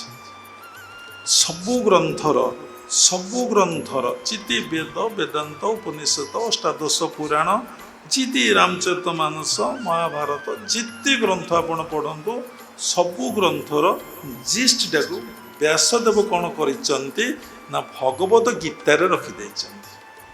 ସେ ଶ୍ଲୋକରେ ଲେଖା ହେଇଛି ସର୍ବୋପନିଷଦ ଗାବ। ଆମେ ତ କିଛି ଶାସ୍ତ୍ର ପଢ଼ୁନାହିଁ, ଶୁଣୁ, ଚିନ୍ତନ କରୁ। ସମସ୍ତ ଗ୍ରନ୍ଥର ଜିଷ୍ଟ ହିଁ ଭଗବତ ଗୀତାରେ। ଏବେ ଯେଉଁ ଏୟାର କ୍ରାସ୍ ହେଲା, ଆପଣମାନେ ସମସ୍ତେ ଜାଣିଲେ କେତେ ଡିଗ୍ରୀ ଫ୍ଲାଇଟ୍ଟା ଜଳିଗଲା, ସବୁ ଲୋକ ଜଳିଗଲେ। ସେ ଭଗବତ ଗୀତାକୁ କାହିଁକି ଅଗ୍ନିସ୍ପର୍ଶ କଲା ନାହିଁ? ସେଥିରେ କି ଶକ୍ତି ରହିଛି, କି କ'ଣ ତା ଭିତରେ ପାୱାର ଅଛି? କେମିତି ଅଗ୍ନିସ୍ପର୍ଶ କରିବନି? ସମସ୍ତେ ତ ପୋଡ଼ିଲା, ସେଇଟାକୁ ତ ପୋଡ଼ିଦେବ, କାହିଁକି ପୋଡ଼ିଲା ନାହିଁ? ଏପର୍ଯ୍ୟନ୍ତ କେହି ତା ଉପରେ ରିସର୍ଚ୍ଚ କରୁନାହାନ୍ତି। ସମସ୍ତଙ୍କର ଗୋଟେ ସରଳ ଉତ୍ତର, ଭଗବାନଙ୍କର ଇଚ୍ଛା। ଆରେ ଭଗବାନ ପୁଣି କିଏ? ତେମେ ତ ଯାହା କରୁଛ ତାହା ହେଉଛି, ପୁଣି ଭଗବାନ କିଏ? ଏଠି ପୁଣି ଭଗବାନ କିଏ ଆଇଲେ? ହେତୁବାଦୀ ମାନେ କହୁଛନ୍ତି ଈଶ୍ୱର ନାହାନ୍ତି, ଜଗନ୍ନାଥ ନାହାନ୍ତି। ଯେଉଁ ହସୁଛନ୍ତି ସେମାନେ, ତାହା ହିଁ ଈଶ୍ୱରଙ୍କର ଇଚ୍ଛା। ଯୁଗେ ଯୁଗେ ରାକ୍ଷସ ଥିଲେ ନା, ଆଉ ଏବେ କଳି ଯୁଗରେ ରହିବେ ନାହିଁ। ଏକଥା ଶୁଣିବେ, ସାମକୁ କ'ଣ କରିଦେବେ ଠିକ୍ ଠିକ୍। ସବୁ କାଳିଆର ଇଚ୍ଛା, ଜଗନ୍ନାଥଙ୍କର ଇଚ୍ଛା। ତେଣୁ ଦେଖନ୍ତୁ, କଥା ଅନେକ ହେଇଯାଉଛି। କଥା ରହିଛି ଲକ୍ଷ୍ୟ ମୋର ଗୋଟେ ଉଦ୍ଦେଶ୍ୟରେ କହିବା ପାଇଁ। କୁଆଡ଼େ କୁଆଡ଼େ କଥା ଚାଲିଯାଏ, ଆମକୁ ଜଣାପଡ଼େ ନାହିଁ। ମରିବା, ବାର୍ଦ୍ଧକ୍ୟ ହେବ, ନିଶ୍ଚିନ୍ତ ହେବ। ଜନ୍ମ ମୃତ୍ୟୁ, ଜରା ବ୍ୟାଧି କାହାକୁ ଛାଡ଼ିବନି। ଆପଣ ମତ୍ୟମଣ୍ଡଳେ ଜନ୍ମଗ୍ରହଣ କଲେ, ସଂସାର ଦୁଃଖାଳୟ। ଭଗବାନ ଭଗବତ ଗୀତାରେ କହୁଛନ୍ତି ସଂସାରଟା ଦୁଃଖର ଆଳୟ। ବିଷ ଆଉ ଅମୃତକୁ ଗୋଟିଏ ପାତ୍ରରେ ରଖିଦେଇଛନ୍ତି ଏ ସୃଷ୍ଟିରେ। ତେତେ ଜୀବଶ୍ରେଷ୍ଠ, ତେତେ ବୁଦ୍ଧି ବିବେକ ଜ୍ଞାନ ଦେଇଛି। ତୁ ଯାହା କରିବୁ ତାହା ପାଇବୁ। କେବଳ ମନୁଷ୍ୟ, ଅଲଗା ପ୍ରାଣୀ ପାଇବେ ନାହିଁ। ଅଲଗା ପ୍ରାଣୀ ପାଉଛନ୍ତି କି? ଗୋଟେ ବାଘ ଛୁଆ ବାଘ ସହିତ ବି ମିଳନ ହୁଏ। ଗୋଟେ ଗାଈର ଛୁଆଟେ ଷଣ୍ଢଇ ମା ସହିତ ବି ମିଳନ ହୁଏ, ପାପ ଲାଗିଛି କି? ମଣିଷକୁ କାହିଁ ଲାଗିଲା? ଏ ସୃଷ୍ଟିରେ ତ ଗୋଟେ ନିୟମ ସମସ୍ତ ପାଇଁ ସମାନ ହେବା କଥା, କାହିଁକି ଲାଗିଲା? କାରଣ ତା ବୁଦ୍ଧି ବିବେକ ଜ୍ଞାନ ଦେଇଛି, ସେ ବିଚାର କରିବ, ସବୁ କଥାକୁ ଜଜମେଣ୍ଟ କରୁଛି। ସେ ରୋଷେଇ କରି ଖାଉଛି, ରହିବା ପାଇଁ ଘର କରୁଛି, ଗରମ ହେଲେ ଏସି ଲଗାଉଛି, ଫ୍ୟାନ୍ ଲଗାଉଛି, ଥଣ୍ଡା ହେଲେ ରୁମ୍ ହିଟର ଲଗାଉଛି, ଦେହ ଅସୁସ୍ଥ ହେଲେ ଡାକ୍ତର ପାଖକୁ ଯାଉଛି। ବିଭିନ୍ନ ପ୍ରକାର ସବୁବେଳେ ତାର ବିଚାର ବୁଦ୍ଧି ଖଟେଇକି ସେ ସଂସାର ସମସ୍ତ କାମ କରୁଛି। ଗୋଟେ ପଶୁ ଜଗତ, ପକ୍ଷୀ ଜଗତ ଏଇସବୁ କାମ କେବେ କରିଛନ୍ତି, କରିପାରିବେ? ତ ତାଙ୍କୁ କାହିଁ ପାପ ଲାଗିବ? ମାନେ ଆପଣଙ୍କୁ ନଲେଜ ତା ପାଇଁ ଆମେ କହୁଛୁ, ତେଣୁ ମଣିଷକୁ ଲାଗୁଛି। ତେଣୁ ଜନ୍ମ ହେଇଛନ୍ତି, ମୃତ୍ୟୁ ହବ, ଏଇଟା ସତ୍ୟ। ଭଗବତ ଗୀତାରେ ଲେଖା ଅଛି, ଜାତ ସଇଁ ଧ୍ରୁବ ମୃତ୍ୟୁଂ ଧ୍ରୁବଂ ଜନ୍ମ ମୃତ୍ୟୁଶ୍ଚ। ତେଣୁ ସମସ୍ତେ ଭଗବତ ଗୀତା ପଢ଼ିବା। ଆଜି ଦେଖିବେ ଭାରତ ବର୍ଷରେ ଏକୁଟିଆ ଲୋକ ଗୀତା ପଢ଼ନ୍ତି ନାହିଁ, ବିଶ୍ୱରେ କେତେଟା ଭାଷା, 100ଟା ନା କେତେଟା ଭାଷାରେ ଭଗବତ ଗୀତା ଲେଖା ସରିଲା, ଅନୁବାଦ ସରିଛି। ସେତେବେଳେ ଆଇନଷ୍ଟାଇନ ଡେଲି ଗୀତା ପଢ଼ୁଥିଲେ, ଆଇଜାକ୍ ନ୍ୟୁଟନ ଡେଲି ଗୀତା ପଢ଼ୁଥିଲେ, ଜର୍ମାନୀରେ ଲୋକ ଡେଲି ଗୀତା ପଢ଼ନ୍ତି। ବିଶ୍ୱ ଧର୍ମ, ବିଶ୍ୱ ପ୍ରେମ, ବିଶ୍ୱ ମାନବତା କିଏ ଶିଖାଉଛି ଜଗତରେ? ଭାରତରେ ଏଇ ଗୀତା। ଏଠି ଭଗବାନ ଅର୍ଜୁନକୁ ଉପଦେଶ ଦେଇଛନ୍ତି କେଉଁଠି? ନା ମହାଭାରତ ଯୁଦ୍ଧରେ ବସିକି କେଉଁ ଜାଗାରେ କହିନାହାନ୍ତି, କର୍ମକ୍ଷେତ୍ରରେ ଯୁଦ୍ଧ ଭୂମିରେ ତାଙ୍କୁ ଉପଦେଶ ଦେଇଛନ୍ତି ଜୀବନ ବଞ୍ଚିବାର ଶୈଳୀ, ଜୀବନ ବଞ୍ଚିବାର କଳା, ଜୀବନଟା କେମିତି ସରସ ସୁନ୍ଦର ଆନନ୍ଦ ପ୍ରେମମୟ ହେବ।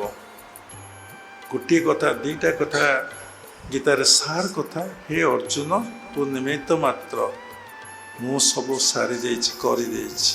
ତୁ ନାମକ ମାତ୍ର ଧନୁ ଗାଣ୍ଡିବା ଆଉ ତୀର ହିଁ ଧରିବୁ, ସବୁ ମୁଁ ସାରି ଦେଇଛି। ଏ ପୂର୍ବ କଥାକୁ ଫେରି ଆସିବା, କରି କରାଉ ଥାଏ ମୁହିଁ, ମୋ ବିନୁ ଅନ୍ୟ ଗତି ନାହିଁ। ସେ ସବୁ କରୁଛି ଅହଙ୍କାର ଅଜ୍ଞାନତାରୁ। ଆପଣ ଫିଲ୍ କରୁଛନ୍ତି ଆମେ ସବୁ କରୁଛୁ। ଆମକୁ ଜଣେ ପଚାରିଲେ, ଆପଣ ଆଶ୍ରମରେ ଜଗନ୍ନାଥ ମନ୍ଦିର କରିଛନ୍ତି? ଆମେ କହିଲୁ ନା। ଏସବୁ ଆଶ୍ରମ କରୁଛନ୍ତି? ଆମେ କହିଲୁ ନା। ନା ଆପଣ ମାଧ୍ୟମ? ଆମେ କହିଲୁ ନା। ଆପଣ କିଏ? ଆମେ କହିଲୁ ଆମେ କିଛି ନୁହଁ। ଏ କଥା ଅନେକ ସଭାରେ, ଅନେକ ଧର୍ମ ସଭାରେ ଆମେ ଉପସ୍ଥାପନା କରିଛୁ। କେମିତି ବୁଝନ୍ତୁ? ଆପଣ କହିବେ ତ ବୁଝି ହେଉନି, ଆପଣ ତ ମାଧ୍ୟମ ନା। ମାଧ୍ୟମ ନୁହେଁ। ଆପଣ ଦେଖନ୍ତୁ ଏ ଶରୀରଟା କାରେ?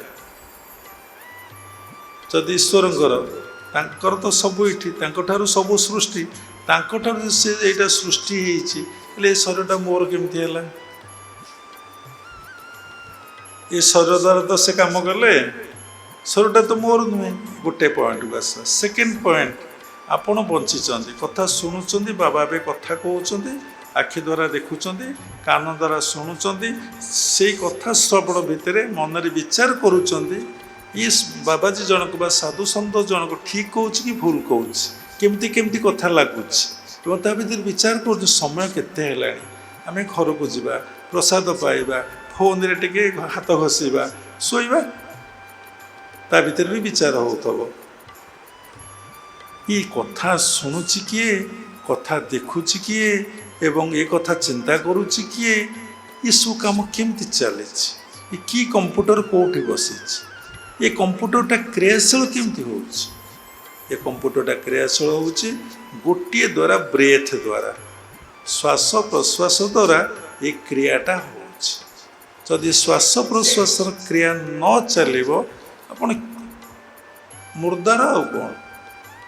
ମୂର୍ତ୍ତ ବୋଲି ଘୋଷଣା ହେଉଛନ୍ତି। ଏବେ ଶାସ୍ତ୍ର ଲେଖା ଅଛି, ଛୁଇଁବେ ନାହିଁ ତୋତେ ବୋଲିବେ ମଢ଼ା, ଛଅ ଖଣ୍ଡି କାଠ ହବ ତୋ ପାଇଁ ଲୋଡ଼ା, ଛାର ଦେହକୁ ମନ କରିଛୁ ସଜ, ଛନ୍ଦ କପଟ ତେଜିଣ ଗୋବିନ୍ଦ ଭଜ। ବୁଝିପାରୁଛନ୍ତି? ୟାକୁ ବ୍ୟାଖ୍ୟା କଲେ 2 ଘଣ୍ଟା ଯିବ। କ'ଣ ଯାହା କହିଲେ 2 ଘଣ୍ଟା? ସତ କଥା। ଛନ୍ଦ କପଟ ଉପରେ ଯଦି କହ, କେତେ ଛନ୍ଦ ଆପଣ ଦେଖୁନାହାନ୍ତି। ଗାଈ ଦୁଷ୍ଟାମି କଲେ କ'ଣ କରନ୍ତି ଗୋପାଳ ମାନେ? ଗାଈକି ଛନ୍ଦି ଦିଅନ୍ତି। ଯେଉଁ ଗାଈ ଦୁଷ୍ଟାମି ନେଇ ଛିଡ଼ା ହୁଏ, ତାକୁ ଧୋଇ ପକାନ୍ତି। ଆମ ଭିତରେ ଏତେ ଛନ୍ଦ, ଆମ ମନ ଭିତରେ କେତେ କଥାକୁ ଆମେ ଧରିକି ବ୍ରେନ୍ ଭିତରେ ରଖିଛେ, ଆମର ମିଡ୍ ବ୍ରେନ୍ ଭିତରେ ବା ସବକନସିୟସନେସ୍ ମାଇଣ୍ଡରେ, ଅବଚେତନ ମନରେ ତୁ ମୋତେ ଯେଉଁ କଥା କହିଛୁ ସେ କଥା କହି ହେବ ନାହିଁ। ମଣିଷ ମରିକି ଶୋଇଥାନ୍ତା, ଆଉ ମୋ ରକ୍ତ ସେଦ କ'ଣ ହେଇଯାଇଛି, ମୋର ହାର୍ଟ ବିଟ୍ ବଢ଼ିଯାଇଛି, ମୋ ମୁଣ୍ଡ ଟିଣ ହେଇଯାଇଛି। ଏବେ କ'ଣ ଭୁବନେଶ୍ୱର କହୁଛନ୍ତି ମୋ ମୁଣ୍ଡ ଟିଣ ହେଇଯାଇଛି। ଆରେ ସିଏ କେଉଁଦିନ କହିଥିଲା, ତୁ ତାକୁ କାନରେ ଶୁଣିଥିଲୁ, ତାକୁ ପୁଣି ମୁଣ୍ଡରେ ରଖିଲୁ, 10 ବର୍ଷ ପରେ 5 ବର୍ଷ ପରେ କହିକି ତୁ ପୁଣି ଟେନସନ୍ ନେଉଛୁ। ସିଏ ନେଇଛି କି ନ ନେଇଛି ତାର ଦରକାର ଜଣା ନାହିଁ। ଆରେ କି ଆଶ୍ଚର୍ଯ୍ୟ ଏ ବ୍ୟାପାର। ଥରେ ଭାବିକି ଦେଖନ୍ତୁ, କୌଣସି କଥା ରିସିଭ୍ କରୁ, ଜଣେ ଡିସାଇପଲ୍ ସେ ସତ୍ସଙ୍ଗ ଶୁଣି ଅସୁବିଧା ହେଇଯିବ, ସେ ମୋତେ ଗାଳି ଦେଲେ, ମାନେ ଆଡ଼ଭାଇସ୍ ଦେଲେ। କଳି ଯୁଗରେ ଶିଷ୍ୟମାନେ ଗୁରୁଙ୍କୁ ଉପଦେଶ ଦେଲେ, କହିଲେ ଆମେ କିଛି କହିଲେ ଶୁଣିଲୁ, ଲାଷ୍ଟ ଉତ୍ତର ଦେଲୁ କ'ଣ ସବୁଦିନେ ଗୋଟିଏ କଥା ନା, ରୁଲ୍ ଡିସିପ୍ଲିନ୍ ଯାହା କହିଲେ ରଥଯାତ୍ରାରେ ବି ସେଇ କଥା ନା, ହଁ କ'ଣ ପୁଅ ବାହାଘର ବି ସେଇ କଥା, 10ଟାରେ ଆମେ ଖାଇବା, ବେଡ଼କୁ ଯିବା। ପୁଅ ବାହାଘର ଦିନ ଆପଣ 10ଟାକୁ ବେଡ଼କୁ ଯାଇପାରିବେ? ରାତି ଅନିଦ୍ରା ବା ଫୁଲ୍। ଆରେ ଏ ସୃଷ୍ଟିରେ କହିଲେ ସମସ୍ତଙ୍କ ମନ ଦୁଃଖ ହେବ, ସମସ୍ତେ ପାଗଳ, ଅଲ୍ ଆର୍ ମ୍ୟାଡ୍ ହିୟର୍, ସମସ୍ତେ ପାଗଳ, କାହା ଦେହ ଭଲ ନାହିଁ। ବର୍ତ୍ତମାନ ଟାଇମ୍ରେ ଦେଖନ୍ତୁ, ସମସ୍ତଙ୍କର ଖାଦ୍ୟ ଯେତିକି ଦରକାର ନାହିଁ, ଔଷଧ ତାଠୁ ଅଧିକା ଦରକାର, ସମସ୍ତେ ରୋଗଗ୍ରସ୍ତ, ଆଉ ସମସ୍ତେ ମାନସିକ ବିକୃତ ଅବସ୍ଥା, କାହାର ଦେହ ସୁସ୍ଥ ନାହିଁ, ମନ ସୁସ୍ଥ ନାହିଁ, ଏବଂ ସମସ୍ତଙ୍କ ଭିତରେ ପାଗଳାମି ବାହାରିଛି, ଷ୍ଟ୍ରେସ୍, ସମସ୍ତେ ଔଷଧ ଖାଉଛନ୍ତି, ସମସ୍ତେ ନିଶା ଖାଉଛନ୍ତି, ମଦ ଖାଉଛନ୍ତି। ଦେଖୁନାହାନ୍ତି, ଛିଣ୍ଡା ପ୍ୟାଣ୍ଟ ସାର୍ଟ ପିନ୍ଧିବା କେତେ ବଡ଼ ଖରାପ କଥା। ତାକୁ ପିନ୍ଧିଲେ ଲକ୍ଷ୍ମୀ ଛାଡ଼ିଯାଆନ୍ତି। ଗୋଟେ ଘରେ ଭଙ୍ଗା ଜିନିଷ, ଫଟା ଜିନିଷ, ଚେରା ଜିନିଷ, ଛିଣ୍ଡା ଜିନିଷ କେବେ ରଖିବ ନାହିଁ। ପ୍ରତ୍ୟେକ ଜିନିଷର ଗୋଟେ ଉର୍ଜା, ଗୋଟେ ରେ ବାହାରୁଛି। ଜିନିଷ ଟିକେ ନଷ୍ଟ ହେଲା ତ ଫୋପାଡ଼ି ଦିଅ, ପୁଣି ଆଉ ଗୋଟେ, ଟିକେ ପ୍ୟାଣ୍ଟ ଚିରିଗଲେ ଫୋପାଡ଼ି ଦିଅ। ଏ କଥା ଯଦି କହିବେ ବର୍ତ୍ତମାନ ସମୟରେ ଆପଣ ଲୋକ ବାଡ଼େଇବେ। ତେଣୁ ସେ କହିଲା ପରେ ଦେଖନ୍ତୁ, ଆପଣ ଲୋକ ଗୋଟେ ଲୋକ ଆପଣ ଗାଳି ଦିଅନ୍ତୁ, ସେ ଲୋକଟି କିଛି କହିବନି, କୌଣସି ପ୍ରତିକ୍ରିୟା ଆପଣଙ୍କ ଭିତରେ ପ୍ରକାଶ କରିବନି। ଆପଣ ଦିନେ ଯାଉ 2 ଦିନ ଯାଉ ଆପଣ ନିଶ୍ଚିନ୍ତ ଭାବରେ ରିଅଲାଇଜ୍ କରିବେ, ମୁଁ ତାକୁ କାହିଁକି ଗାଳି ଦେଲି, ତା ମନ କେତେ କଷ୍ଟ ହୋଇଥିବ। ସେ କୌଣସି ପ୍ରତିକ୍ରିୟା ପ୍ରକାଶ କଲେ ନାହିଁ। ଗୋଟେ ବଡ଼ ଜିନିଷ ହେଉଛି ଜୀବନରେ, ନୀରବ ରୁହ, ଧୈର୍ଯ୍ୟ ଧର, କର୍ତ୍ତବ୍ୟ କର୍ମ କରି ଚାଲ, କାହାକୁ କିଛି କୁହ ନାହିଁ। ସମୟ ଆସିବ, ସେ ତୁମକୁ ଯେଉଁ କଥା କହିଛି ଦେଖିବ ସେଇ କଥା ତା ପାଖକୁ ଫେରିଯିବ। ସେ ଯେଉଁ କଥା ତୁମକୁ କହିଛି ଚୋର, ସେ ଦିନେ ପ୍ରମାଣିତ ହେବ ସେ ଚୋର। ତୁମର କୌଣସି ପ୍ରତିକ୍ରିୟା ନଥିବ, କାରଣ ବିଚାର ବାଲା ଜଣେ ଉପରେ ଅଛି।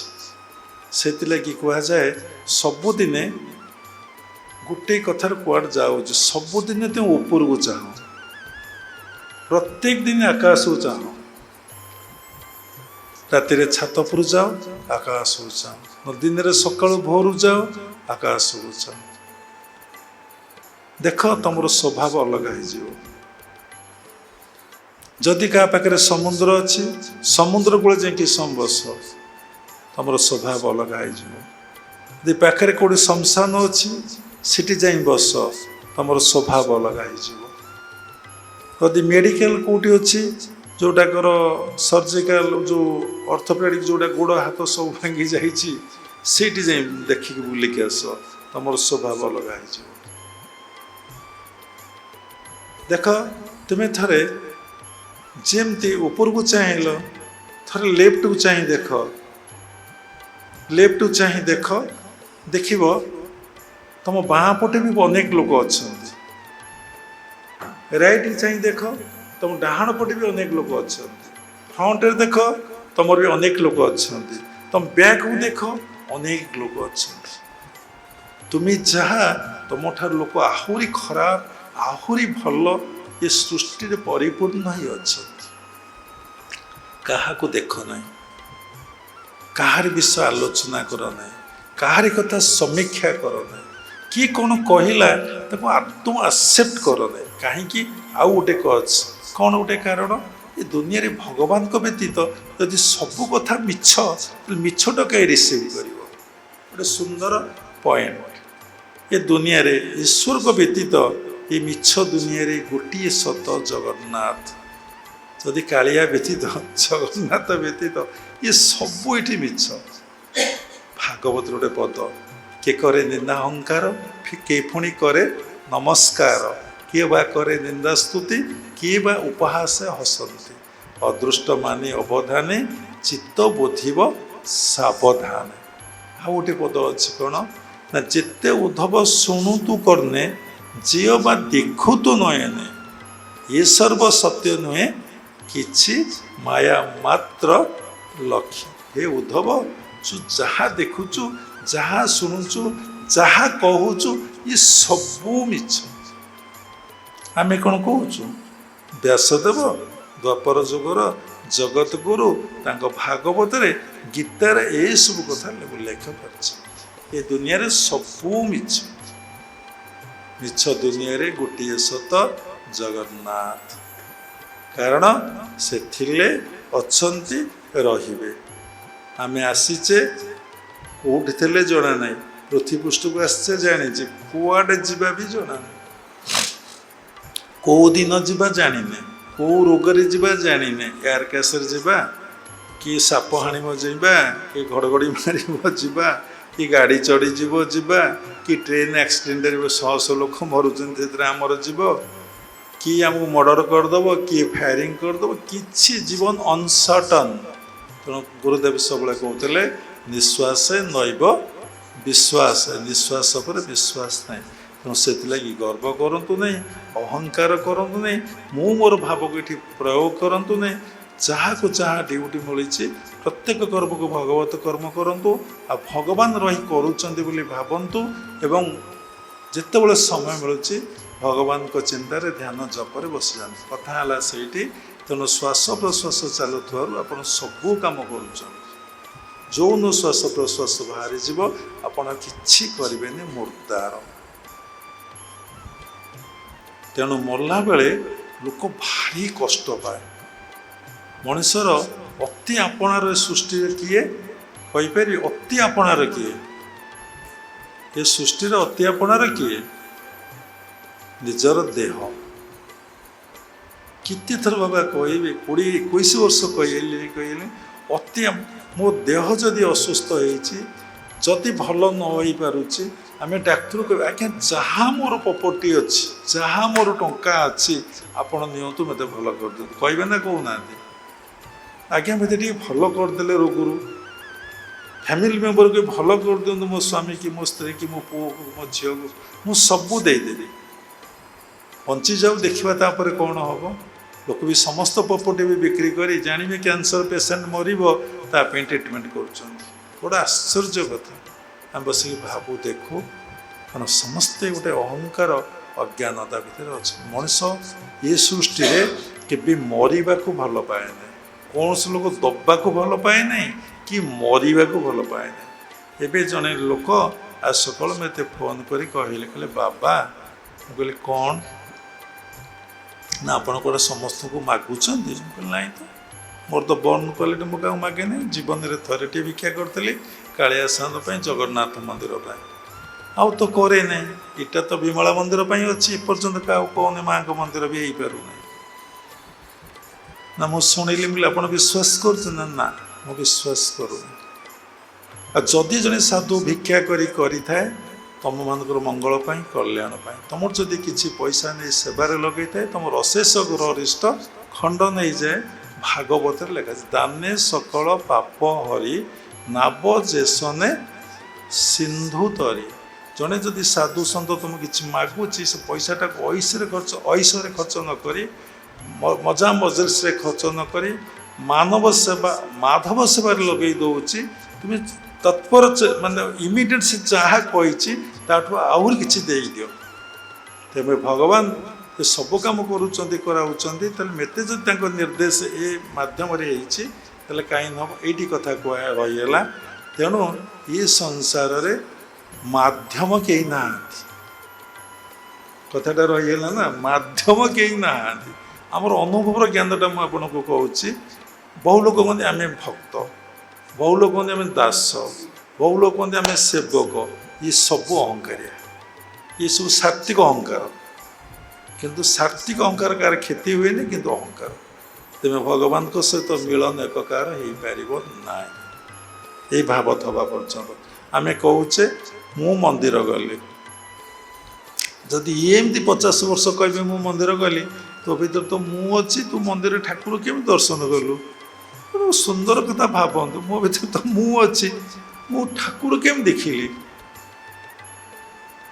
ପୁଣି ଭାଗବତର ପଦ କ'ଣ ନା, ସକଳ ଦେଖୁ ତୁ ନୟନେ ତୋତେ ନ ଦେଖେ ସର୍ବଜନ। ତୁ ଦୁନିଆକୁ ଦେଖୁଛୁ, ଦୁନିଆ ତୋତେ ଦେଖୁନାହିଁ। କି ସୁନ୍ଦର କଥା। ଆରେ ଦୁନିଆକୁ ସିଏ ଆମକୁ ଦେଖୁଛି, ଆମେ କିନ୍ତୁ ତାକୁ ଦେଖିପାରୁନେ। ଆମେ ପିଲାବେଳେ ପୁରୀ ଯାଉଥିଲୁ, ପ୍ରାୟ ପୁରୀ ଯିବାକୁ ଭଲ ପାଉଥିଲୁ। 7-8 ଦିନ ହେଲେ ଆଉ ରହି ହୁଏ ନାହିଁ। ଦେଖନ୍ତୁ, ଯିଏ ପ୍ରକୃତରେ ଡିସାଇପୁଲ ଗୁରୁଙ୍କ ଠାରୁ ଦୀକ୍ଷା ଗ୍ରହଣ କରିଛି ମହତ ଉଦ୍ଦେଶ୍ୟ ପ୍ରାପ୍ତି ପାଇଁ, ସିଏ ପ୍ରତ୍ୟେକ ଦିନ କ୍ରିୟା ଅଭ୍ୟାସ କରେ, କି ଜପ କରେ, କି ଧ୍ୟାନ କରେ, ଗୀତା ଭାଗବତ ପାଠ କରେ, ସାଧୁ ସନ୍ତଙ୍କର ସେବା କରେ। ସେ ଲୋକ କେବେ ଗୁରୁଙ୍କୁ ଛାଡ଼ି ରହିପାରିବ ନାହିଁ। ଯେମିତି ମାସେ 2 ମାସେ 15 ଦିନ ହେଲା ମାନେ ଯେ ଉଠା ପକା ହେବ। ଯେମିତି ଏକ୍ଜାମ୍ପଲ୍, ନିଜ ପୁଅକୁ ନ ଦେଖିଲେ, ଝିଅକୁ ନ ଦେଖିଲେ, ତାଙ୍କ ସହିତ ଫୋନ୍ରେ ଟିକେ କଥା ନହେଲେ, ଆଉ ଭିଡ଼ିଓ କଲ୍ ନ କଲେ କେମିତି ଲାଗୁଛି? କେମିତି ଲାଗୁଛି? ଯଦି ଅତି ଆପଣାର ସିଏ, ଅତି ପ୍ରିୟ ସିଏ ଗୁରୁଦେବ, ଯିଏ ମୁକ୍ତି ମୋକ୍ଷର ବାଟ ଦେଇଛନ୍ତି, ତାଙ୍କୁ ନ ଦେଖିଲେ କେମିତି ଲାଗିବ? ମନ କି ଛଟପଟ ହେବ। ଯେ ବାସ୍ତବରେ ଯେଉଁ ସମ୍ପ୍ରଦାୟରେ ଦୀକ୍ଷା ନେବ କିଛି ଯାଏ ଆସେ ନାହିଁ, ସବୁ ଭଗବାନଙ୍କର ଇଚ୍ଛା ସୃଷ୍ଟି। ତେଣୁ ସେ ନ ଦେଖିଲେ ରହିପାରିବ ନାହିଁ। ଆଉ ଯିଏ ଶ୍ରଦ୍ଧା କରେ, ଯିଏ ଭଲ ପାଏ ଗୁରୁଙ୍କୁ, ଦେଖନ୍ତୁ, ଯିଏ ଯାହାକୁ ଶ୍ରଦ୍ଧା କରେ, ଯିଏ ଯାହାକୁ ଭଲ ପାଏ, ତାର ଦୋଷ ସେ ଦେଖିପାରେ ନାହିଁ। ଦେଖିପାରେ? ଗୋଟେ ମା, ଗୋଟେ ବାପା ନିଜର ପିଲାର ଦୋଷ ଦେଖିଛନ୍ତି? ଜମା ତ ମା ତ ପୁରା ଆଭଏଡ଼ କରିଦେବେ, କମ୍ପ୍ଲିଟଲି ଆଭଏଡ଼ କରିଦେବେ। ନାଇଁ ଆଜ୍ଞା, ମୋ ଝିଅ ତ ସେମିତି ନୁହଁ, ପୁରା ସୁନା। ଏ ସଂସାରର କଥା, ଅନୁଭବର କଥା ଆମେ ଆପଣଙ୍କୁ କହୁଛୁ। ଯେ ସେମିତି ଗୁରୁଙ୍କୁ ଭଲ ପାଇଥିବ, ସେ ଗୁରୁଙ୍କର ଦୋଷ ଦେଖିପାରିବ? ଦୁର୍ବଳତା ଯାକ ଦେଖିପାରିବ? ତାକୁ ତ ସବୁବେଳେ ଭଗବାନ ରୂପରେ ଦେଖାଯିବେ। ଆଜି ଜଣେ ମା ଏ ସନ୍ଧ୍ୟାବେଳେ ଫୋନ୍ କଲେ, ଶିଷ୍ୟମାନଙ୍କ କଥା କହୁଛି, ମୁଁ ସାଉଁଟି ଦେଇ ମୋ ଜୀବନ ସାରା ଭିତରେ ଆଉ ଯଦି 25, 30, 20 ବର୍ଷ ମୁଁ ରହେ ସେ କଥା ସରିବନି। ଶୁଣିଛନ୍ତି? ସେ କହିଲେ, ଗୁରୁଜୀ ଆଉ କିଛି ଭଲ ଲାଗୁନି। ଯେ ସତ୍ସଙ୍ଗ ଶୁଣୁଥିବେ, ଶୁଣିବେ, କାଲି ସନ୍ଧ୍ୟାବେଳୁ ସମସ୍ତେ ଶୁଣିବେ। ଆଉ ଆପଣଙ୍କ ବିଗ୍ରହକୁ ଦେଖିଲା ପରେ ମୁଁ ସବୁ ଭୁଲି ଯାଉଛି। ଯେତେ ଥର ଦେଖୁଛି ଗୋଟେ ରୂପରେ ଦେଖୁଛି। ମୋର ଇଷ୍ଟ ଭଗବାନ କାହ୍ନିଆ କୃଷ୍ଣ କୁଆଡ଼େ ପଳେଇଲେ, ଖାଲି ଆପଣ ଆପଣ ଆପଣ ଆପଣ। ଆମେ କହିଲୁ ଇଏ ଗୋଟେ ଅବସ୍ଥା। ଯେତେବେଳେ ଆମେ ଦୀକ୍ଷା ନେଲୁ ପୁରୀ କଡ଼ାରାଶ୍ରମରେ, ଗୁରୁଦେବଙ୍କ ନାଁ ଧରିବା ଉଚିତ ନୁହେଁ, ପରମହଂସ ହରିହରାନନ୍ଦ ଗିରିଙ୍କ ଠାରୁ ସେ ମୋତେ ନିଜେ ଦୀକ୍ଷା ଦେଲେ, ସ୍ୱତନ୍ତ୍ର ଦୀକ୍ଷା। ତାପରେ ମୁଁ ଦେଖିଛି ଅନେକ ବର୍ଷ ପର୍ଯ୍ୟନ୍ତ ମୋ ଗୁରୁଦେବ ମୋତେ ଦେଖା ଦେଇଛନ୍ତି। ସବୁବେଳେ ଆଖି ଖୋଜିଲେ, ଆଖି ବୁଜିଲେ, ଆଖି ମେଲା କଲେ ଗୁରୁଦେବ। ଏବଂ ତାପରେ ଅନୁଭବ ହେଲା ଗୁରୁଦେବ ମୋ ଭିତରେ ଆତ୍ମା ରୂପରେ ଅଛନ୍ତି। ତାପରେ ଅନୁଭବ ହେଲା ଗୁରୁଦେବ ସବୁ କରୁଛନ୍ତି, କରାଉଛନ୍ତି। ତାପରେ ସାଧନା, ଗୁରୁଦେବ ସହିତ ମିଶିଯିବା। ତାପରେ କୁଆଡ଼େ ଇଷ୍ଟ ପଳେଇଛନ୍ତି ଜଗତର ନାଥ ଜଗନ୍ନାଥ। ତାଙ୍କ କୃପାରେ ମୋତେ ବୁଝିବ ଗୁରୁ ଦେହେ ମୋତୋ ଗୁରୁ ଭିନ୍ନ ନୁହେଁ। ଏଘେନି ଗୁରୁ ଭଗବାନ, ସେ ନୁହନ୍ତି ମନୁଷ୍ୟ ସମାନ। ଗୁରୁଙ୍କୁ ନମଣି ମନର, ଗୁରୁଟି ସାକ୍ଷାତ ଈଶ୍ୱର। ଏସବୁ କଥା ଡିପେଣ୍ଡ କରେ ମାନେ ଶରୀରରେ ହାତ ଗୋଡ଼ ପାଟି ମୁଣ୍ଡ ଫୁଣ୍ଡ କେଉଁଠି ନିର୍ଭର କରେ, ଏ ସବୁ ନିର୍ଭର କରେ ଶୁଦ୍ଧ ପବିତ୍ର ନିର୍ମଳ ମନରେ, କଳୁଷିତ ମନରେ, ପାପଯୁକ୍ତ ମନରେ, କାଳିମା ମନରେ, ଏଗୁଡ଼ା ଅହଙ୍କାର ଗର୍ଭଯୁକ୍ତ ମନରେ ଏ ଭାବ କେତେବେଳେ ଆପଣଙ୍କର ଆସିନାହିଁ କି ଆସିବନି। ପରୀକ୍ଷା କରି ଦେଖୁନାହାନ୍ତି, ମନ ତ ଶୁଦ୍ଧି ପବିତ୍ର ଥାଏ, କେତେ ଭଲ ଲାଗେ, ଭକ୍ତି ଭାବ ଆସେ। ମନ କଳୁଷିତ ହେଇଯାଏ, କିଛି ଆସେ ଭାବ ଭକ୍ତି ରହେ, ପଏଜନ୍ ହେଇଯାଏ ବଡି ମାଇଣ୍ଡ ପଏଜନ୍ ହେଲେ ଏଣ୍ଟାୟାର ବଡିଟା ପଏଜନ୍ ହେଇଯାଏ, ସେ ସରାଉଣ୍ଡିଂଟା ମଧ୍ୟ କ'ଣ ହୁଏ ନା ପଏଜନ୍ ହେଇଯାଏ।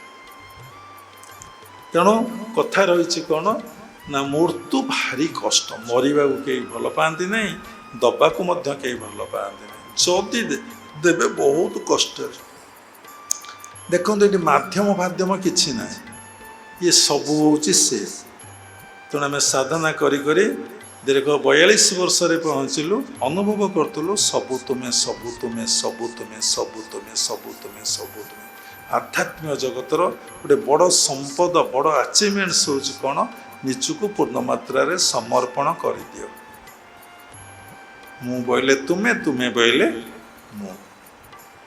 ତମ ଭିତରେ କି ଭକ୍ତ ଭଗବାନ ଅଭିନ୍ନ, ତିଳେ ମାତ୍ର ନାହିଁ ଭେଦ। ଅଭିରାମ ପରମହଂସ ସୁନ୍ଦର ଭାବରେ କଲମ କରିଛନ୍ତି ଅନୁଭବର କଥା, ଟିକେ ଭେଦ ନାହିଁ। ଯେତେବେଳେ ମଣିଷ ସମାଧିସ୍ଥ ଅବସ୍ଥାରେ ପହଞ୍ଚିଯାଏ, ଏ ଜୀବାତ୍ମାକୁ ନେଇ ପରମାତ୍ମାଙ୍କ ସହିତ ମିଳନ କରିଯାଏ, ଦେହରୁ ବାହାରି ଧ୍ୟାନ କରେ, ପରମାତ୍ମାଙ୍କ ସହିତ ମିଳନ ହେଇଯାଏ, ସେତେବେଳେ ସେ ଦେଖେ ଗୋଟାକରେ ଅନୁଭବ ନାହିଁ, ଦୁଇରେ ଅନୁଭବ, ୱାନ୍ରେ କୌଣସି ରିଏଲାଇଜେସନ୍ ନାହିଁ। ଦେଖିବେ ନାହିଁ, ବିଚାର ନାହିଁ, କିଛି ନାହିଁ। ତାକୁ ରାମକୃଷ୍ଣ ପରମହଂସ ବୁଝେଇଲେ, ଲୁଣ କଣ୍ଢେଇ ସମୁଦ୍ର ମାପିବାକୁ ଗଲା, ସମୁଦ୍ର ମାପୁଛି ଆଉ ମାପିପାରିବ, କ'ଣ ହବ, ମିଳେଇଯିବ ଆଉ କ'ଣ। ଯେତେବେଳେ ତୁମେ ଅନନ୍ତ ସହିତ ମିଶିଗଲ, ତୁମେ ଅନନ୍ତ ହେଇଗଲ। ତୁମେ ଗୋଟେ ଗ୍ଲାସ୍ ପାଣି ସମୁଦ୍ର ପାଣିରେ ମିଶିଗଲ, ଲବଣ ଜଳେ ସେ ମିଶନ୍ତି, ସ୍ୱନାମ ଗୁଣ ପାଶୋରନ୍ତି, କିଛି ରହିବ ନାହିଁ। ତାଙ୍କ ସହିତ ମିଶିଗଲା ପରେ ଯେଉଁମାନେ ମିଶିକି ଫେରିଛନ୍ତି, ତାପରେ ଶୁଦ୍ଧାତ୍ମା ହେଇକି ରହନ୍ତି, ଜଗତ ମଙ୍ଗଳ ଜଗତ କଲ୍ୟାଣରେ ରହନ୍ତି, ଜଗତ ମଙ୍ଗଳ ଜଗତ କଲ୍ୟାଣରେ ରହନ୍ତି। ସେମାନେ ଆଉ ନିଜ ପାଇଁ ବଞ୍ଚନ୍ତିନି, ନିଜ ପାଇଁ ଦେଖୁନାହାନ୍ତି, ଆପଣ ଜୀବନ ଧାରଣ କରିଛନ୍ତି, ଆପଣ ପୁଅ ଝିଅ ବାପା ମା ଆଉ ଜ୍ଞାତି କୁଟୁମ୍ବ ନୁହନ୍ତି, ବନ୍ଧୁବାନ୍ଧବ, ଯେଉଁମାନେ ଦବା ନବା ରଖିଛନ୍ତି, ଡିଲିଙ୍ଗସ୍ ଠିକ୍ ରଖିଛନ୍ତି। ଯଦି ବନ୍ଧୁ ଟିକେ ଖରାପ କଥା କହିଦେଲା, ଆରେ ବାପା, ସେ ବନ୍ଧୁ ହୋଇଥିଲେ କ'ଣ ଏଭଳି କଥା କହିଥାନ୍ତା, ସେ କ'ଣ ଏମିତି କଥା କହିଥାନ୍ତା, ନିଆଁ ତ ଲାଗିଗଲା। ଦେଖନ୍ତୁ ଏ ଜୀବନଟା କେତେ ବଡ଼ ମୂଲ୍ୟବାନ। ଅନେକ ଜନ୍ମ ତପ ଫଳେ ମନୁଷ୍ୟ ଜନ୍ମ ମୋହି ତଳେ, ଯାହାର ଦିବ୍ୟ ଜ୍ଞାନ ସ୍ଫୁରେ ମୋର ମହିମା ସୁମରେ, ମନ ନିବେଶୀ ମୋ ପୟରେ ବିଷୟ ଦୁଃଖ ନ ସୁମରେ, ପରମ ଆନନ୍ଦ ସୁଖ ପାଇ ସେ ପ୍ରାଣୀ ରହେ ପୂର୍ଣ୍ଣ ହୋଇ। ଦେଖନ୍ତୁ ଏ ଦୁନିଆରେ ସମସ୍ତେ ଅଶାନ୍ତ, ଏ ଦୁନିଆରେ ସମସ୍ତେ ଅପରିପୂର୍ଣ୍ଣ, କିଏ ଶାନ୍ତ ପରିପୂର୍ଣ୍ଣ? ଆପଣ କହିବେ ମୋର ଏଇ ଜିନିଷ ହେଲେ ମୁଁ ପରିପୂର୍ଣ୍ଣ ହେଇଯିବି, ଠିକ୍ ଅଛି, ସବୁ ଲିଷ୍ଟ କର, ସବୁ ଜିନିଷ ଯୋଗେଇ ଦିଆଯିବ, ତାପରେ ଚିନ୍ତା କଲେ ତୁମେ ପରିପୂର୍ଣ୍ଣ ହେବ, ଶାନ୍ତ ହେଇଯିବ, ସ୍ଥିର ହେଇଯିବ, ମନ ହେଇଯିବ। ଆରେ କାନ ଯଦି ଏତେ କଥା ଶୁଣିକି ପରିପୂର୍ଣ୍ଣ ହେଇନାହିଁ, ମାନେ କାନକୁ ନଣ୍ଡେ ଗୀତ କିଛି କାନ କହିଲାଣି, ନାଇଁ ଶୁଣି ଦେଇଛି ଆଉ ଶୁଣିନି, ଯଦି ଏବେ କହିଦେବ ନିଦ ଆଇଲାଣି ହବନି, ପୁଣି କାଲି କ'ଣ କହିବ, ଶୁଣିବି ନା ଶୁଣିବି ନାହିଁ। ଲୋକ ବା କାନ ଡେରିକି ଶୁଣୁଛନ୍ତି କିଏ କ'ଣ କହୁଛି। ଆଖି ଏତେ ରୂପ ଦେଖିଲେଣି, ଆଉ ଦେଖିବିନି, ମେଲା କଲେ ସଂସାର ବୁଝିଲେ ଈଶ୍ୱର, ମୁଁ ବୁଝିବି ଟିକେ ଭଗବାନଙ୍କୁ ଦେଖିବି କହୁଛି। ଚିନ୍ତା କର, ଚର୍ମ ଏତେ ସ୍ପର୍ଶ କଲାଣି, ଉପଭୋଗ ଲାଳସା ଯାଉଛି। ପରୀକ୍ଷା କରି ଦେଖନ୍ତୁ, ଜିହ୍ୱା କେତେ ଖାଦ୍ୟ ଖାଇଲାଣି, ଟ୍ରକ୍ ଖାଦ୍ୟ ଖାଇସାରିଲାଣି, ଟିକେ ଲୁଣିଆ ଅଲଣା କ'ଣ ତ ହେଲେ पूरा गंडगोल पाटी तुंड फोपड़ा फोपड़ी सब आरंभ हो जुआ खंडे 2 इंच 2.5 इंच हम ना 2 इंच भी सी पुणी एत डिस्टर्ब जानी मिछ कह महापाप कहीदे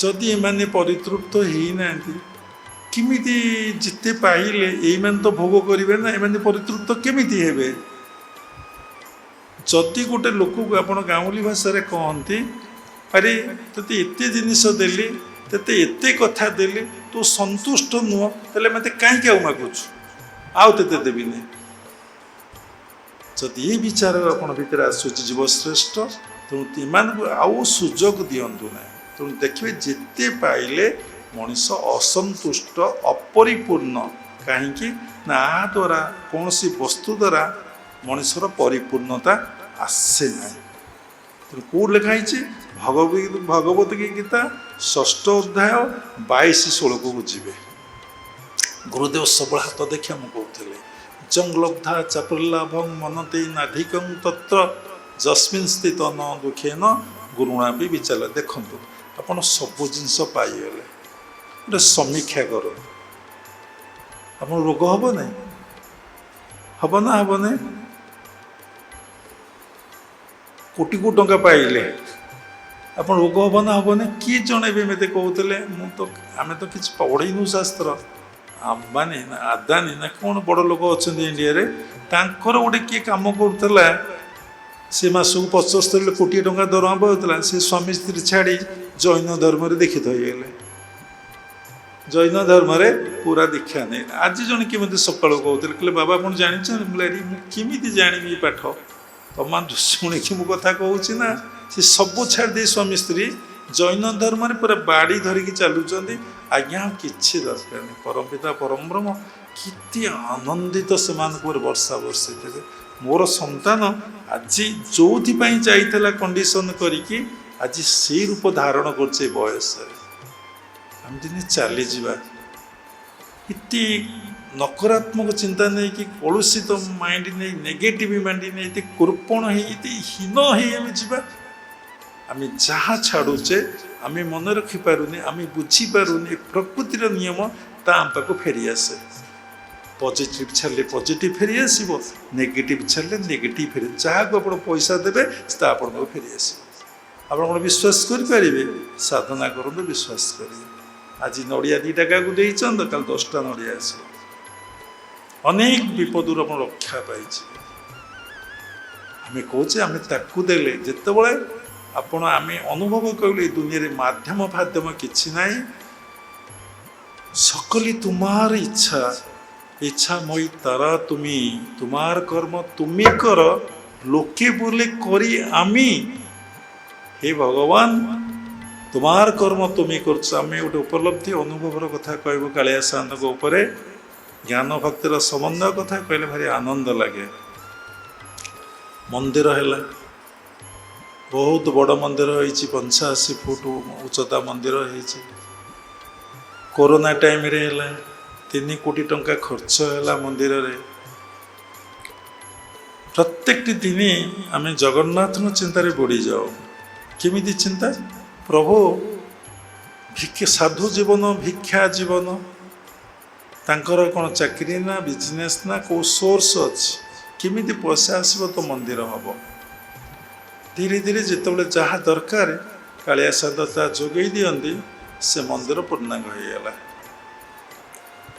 से विषय चिंता जमी गोटे छोटिया कथा कहुए छुआ जन्म हवाटा बड़ कथा नुहे छुआ को लालन पालन करवाटा हूँ गोटे बड़ कथा केयर नवाटा हूँ घरटे करदे बड़ कथा नहीं तार प्रॉपर केयर न मेंटेन करवा सेटा हूँ गोटे बड़ कथा आम बस चिंता कलु प्रभु तुम मंदिर तो है तुम्हें बसिल प्रतिष्ठा होगा तापर कोटी पैसा आसब तुमर सेवा पूजा ही चले तुमर दायित्व केमिति आमर तो किसी सामर्थ्य ना प्रभु कौनटा करूँ राति पाइले किए कौन दब किए कौन आसब किए कौन कर से कथा तुम्हें जान आम कौन जाचु कि हाँ सर्विस करुँ आज सकाल सन्ध्या ड्यूटी गलु 10,000 कि 20,000 कि 50,000 मिलला ଆଉ କ'ଣ ମିଳୁଛି, ତାର ଯୋଗ୍ୟତା ନାହିଁ, କିଛି ମିଳୁଛି ତ?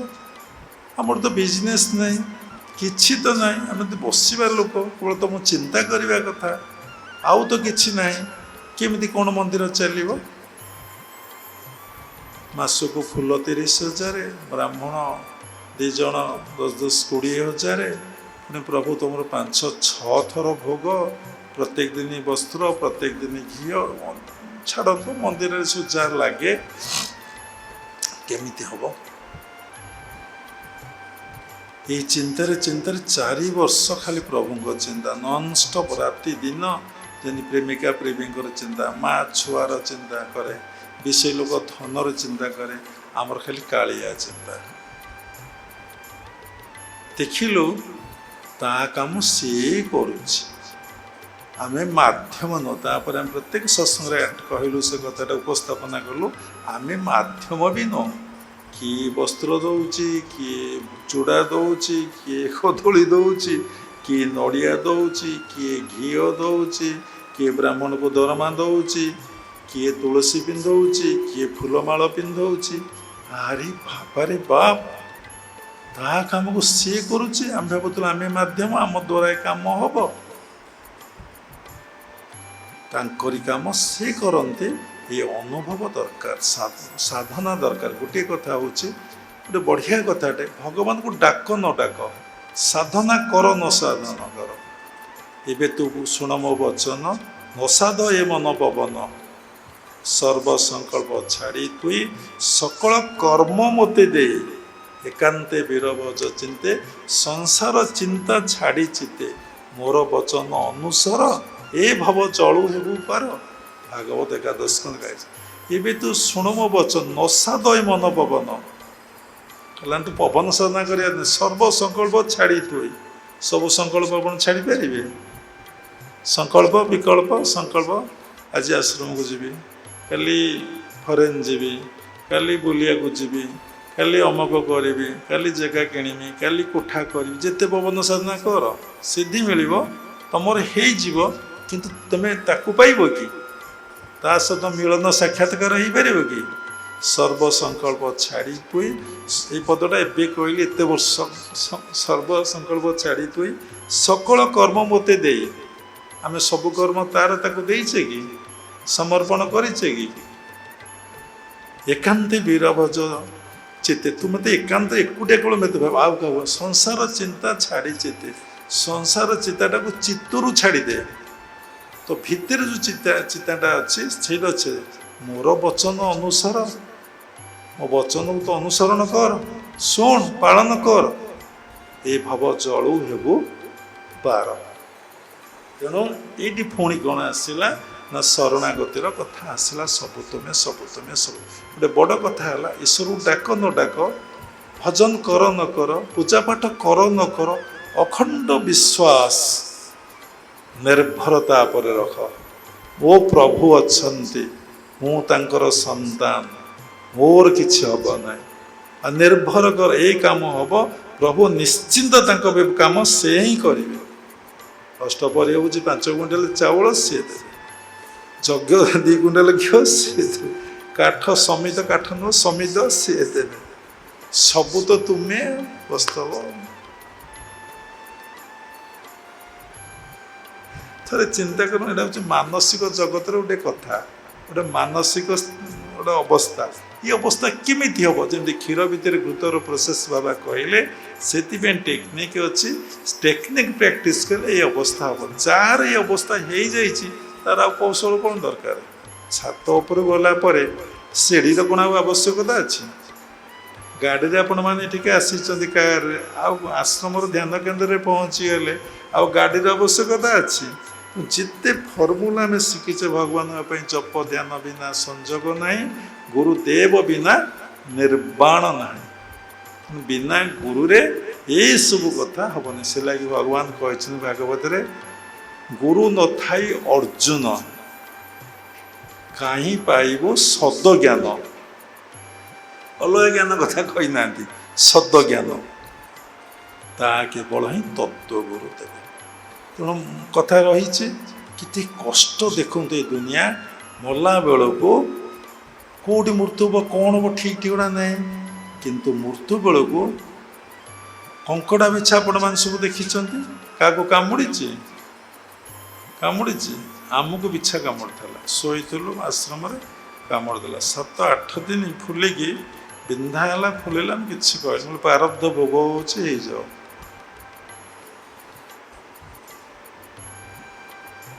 ପ୍ରାରବ୍ଧ ଭୋଗ ହେଉଛି, ଭୋଗ ହେଇଯାଉ, କ'ଣ କରିବା? ସେଥିପାଇଁ ତ ଶରୀର ନା। ଆଟ୍ ଏ ଟାଇମ୍ 1000ଟା ବିଛା କାମୁଡ଼ିଲେ ଗୋଟେ ଜାଗାରେ ଯେତିକି ପେନ୍ ହେବ, ମଲା ବେଳକୁ ସେତିକି କଷ୍ଟ ହେବ। ଶାସ୍ତ୍ରରେ ଲେଖା ଅଛି।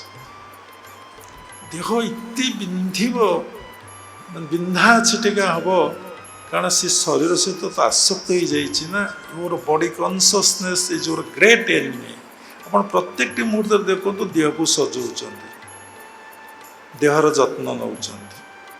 ପ୍ରତ୍ୟେକଟି ମୁହୂର୍ତ୍ତ ଦେଖନ୍ତୁ, ଏ ଶୋଷ ହେଲାଣି ପିଇବି, ସନ୍ଧ୍ୟା ହେଲାଣି ଚା ଖାଇବି, ଏଇ ଭୋକ ହେଲାଣି ପ୍ରସାଦ ଖାଇବି।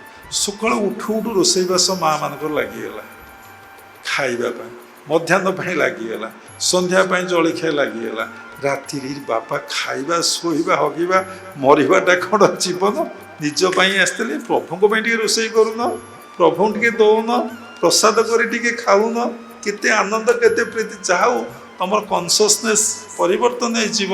ମୁଁ କ'ଣ କଲି ନା, ପ୍ରଭୁ ପ୍ରଭୁ ତ ହେଲି, ପ୍ରଭୁଙ୍କ ପାଇଁ ରୋଷେଇ କଲି, ପ୍ରଭୁଙ୍କ ପାଇଁ ଫୁଲ ଗୁନ୍ଥିଲି, ସନ୍ଧ୍ୟା ହେଲା ଭଜନ କଲି, ଧ୍ୟାନ କଲି, ପ୍ରଭୁଙ୍କ ପାଇଁ ଟିକେ ଭୋଗ ଲଗେଇଲି, ଆହା ରୁଟି ଟିକେ, ଡାଲମା ଟିକେ, ସନ୍ତୁଳା ଟିକେ କଲି, ପ୍ରଭୁଙ୍କୁ ଦେଲି, କୀର୍ତ୍ତନ ଟିକେ କଲି, ଖାଇଲି। କେତେ ଆନନ୍ଦ, କେତେ ପ୍ରେମ। ନିଜ ପାଇଁ କ'ଣ କରୁଛନ୍ତି? ବାପା ସବୁଯାକ ନନଭେଜ୍, ନା ଧରିବି ନାହିଁ, ସବୁଯାକ ନନଭେଜ୍ ଆଣ, ଭେଜ୍ ଆଉ ଖାଇବାର କାହାର ଇଚ୍ଛା ଅଛି? ଆଜିକାଲି ଛୋଟ ପିଲା ଫାଷ୍ଟ ଫୁଡ୍ ନେଲେ ଖାଉନାହାନ୍ତି।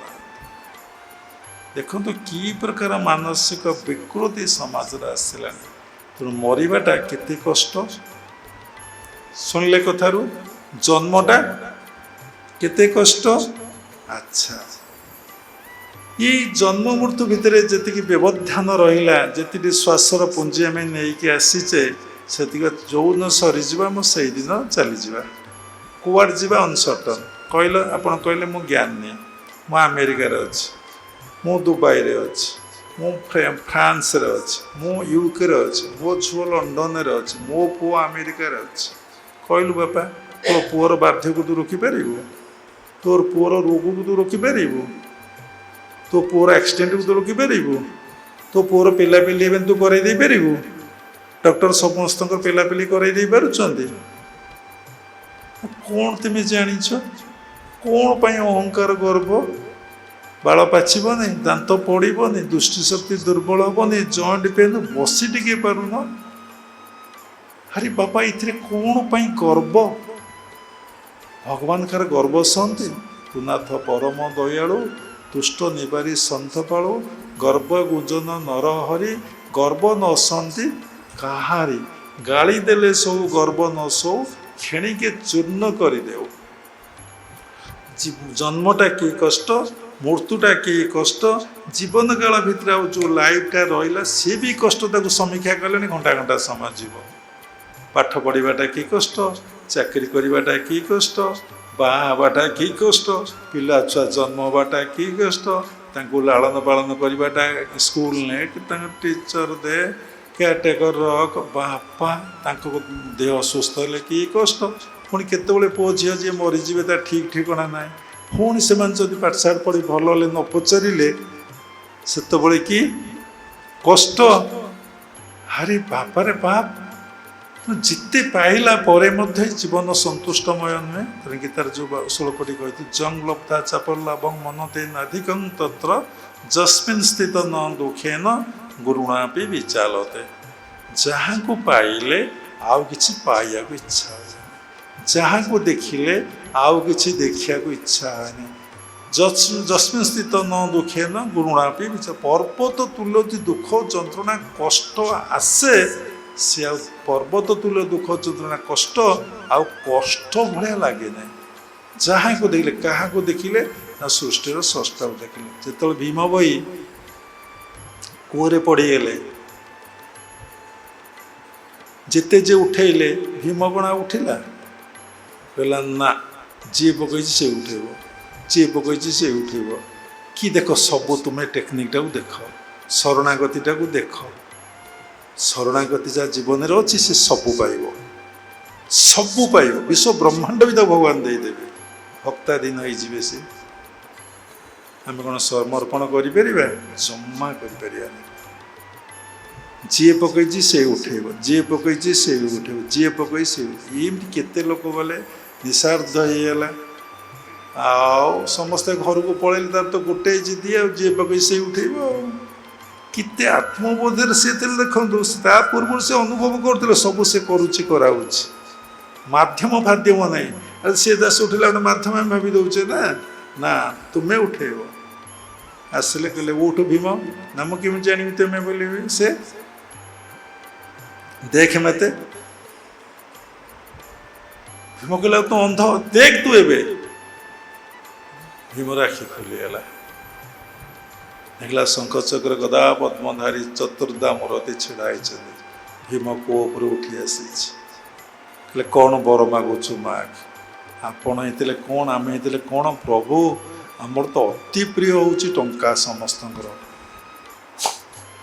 राति पाइले गोटे तो निशा टंका टंका कलिजुगर महामंत्र हूँ टंका टंका टंका बाबाजी दरकार साधु साधुकर दरकार गृहस्थ लोक दरकार चोर डका दरकार समस्त तो ये मनीष मैंने जो दी गोड़िया मनीष समस्त गोटे अति आवश्यक जिनस अति प्रिय जिनस अति आपणार जिनस अति भल जिनस हूँ टंका चिंता कर देखुना किए ईश्वर विभूति पछरे समस्ते गोड़े ईश्वर पछरे किए गोड़े कि अरे ईश्वर को पाइले तो सबू पाइब आउ पुणी विभूति पाइले कौन ईश्वर को पाइब ईश्वर तो भूले देवे ना तेणु मनीष प्रत्येक मुहूर्त कौन करुचे भूल कर बसुच तार मूलर कारण हूँ अज्ञानता कौन आम पाठशाठ पढ़ीचु एत ज्ञान लाभ करूँ आमर अज्ञानता जाई ना प्रकृत अज्ञानता हूँ केते थर कहला अविद्या अस्मिता राग देशा विनिवेश पंच क्लेश आप कह बोली कही पारानी आज भाभी कही बोली कही पारे ना तेणु मनुष्य भितर अज्ञानता जाऊ ना से अज्ञानतार दुख जंत्रणा कष्ट पाऊँ कौन अज्ञानता ना से निजको चिनी ना निजको जानी ना निजको अनुभव करना मु किए केउठी थी केउठा को आसी केउठा को जीवी समीक्षा को चिंतन भला करुच्ची विचार भला करुच्ची भावुची से पुओ कुआड़े गला से झील कुआड़े गला से आमर काम कौ जाए गला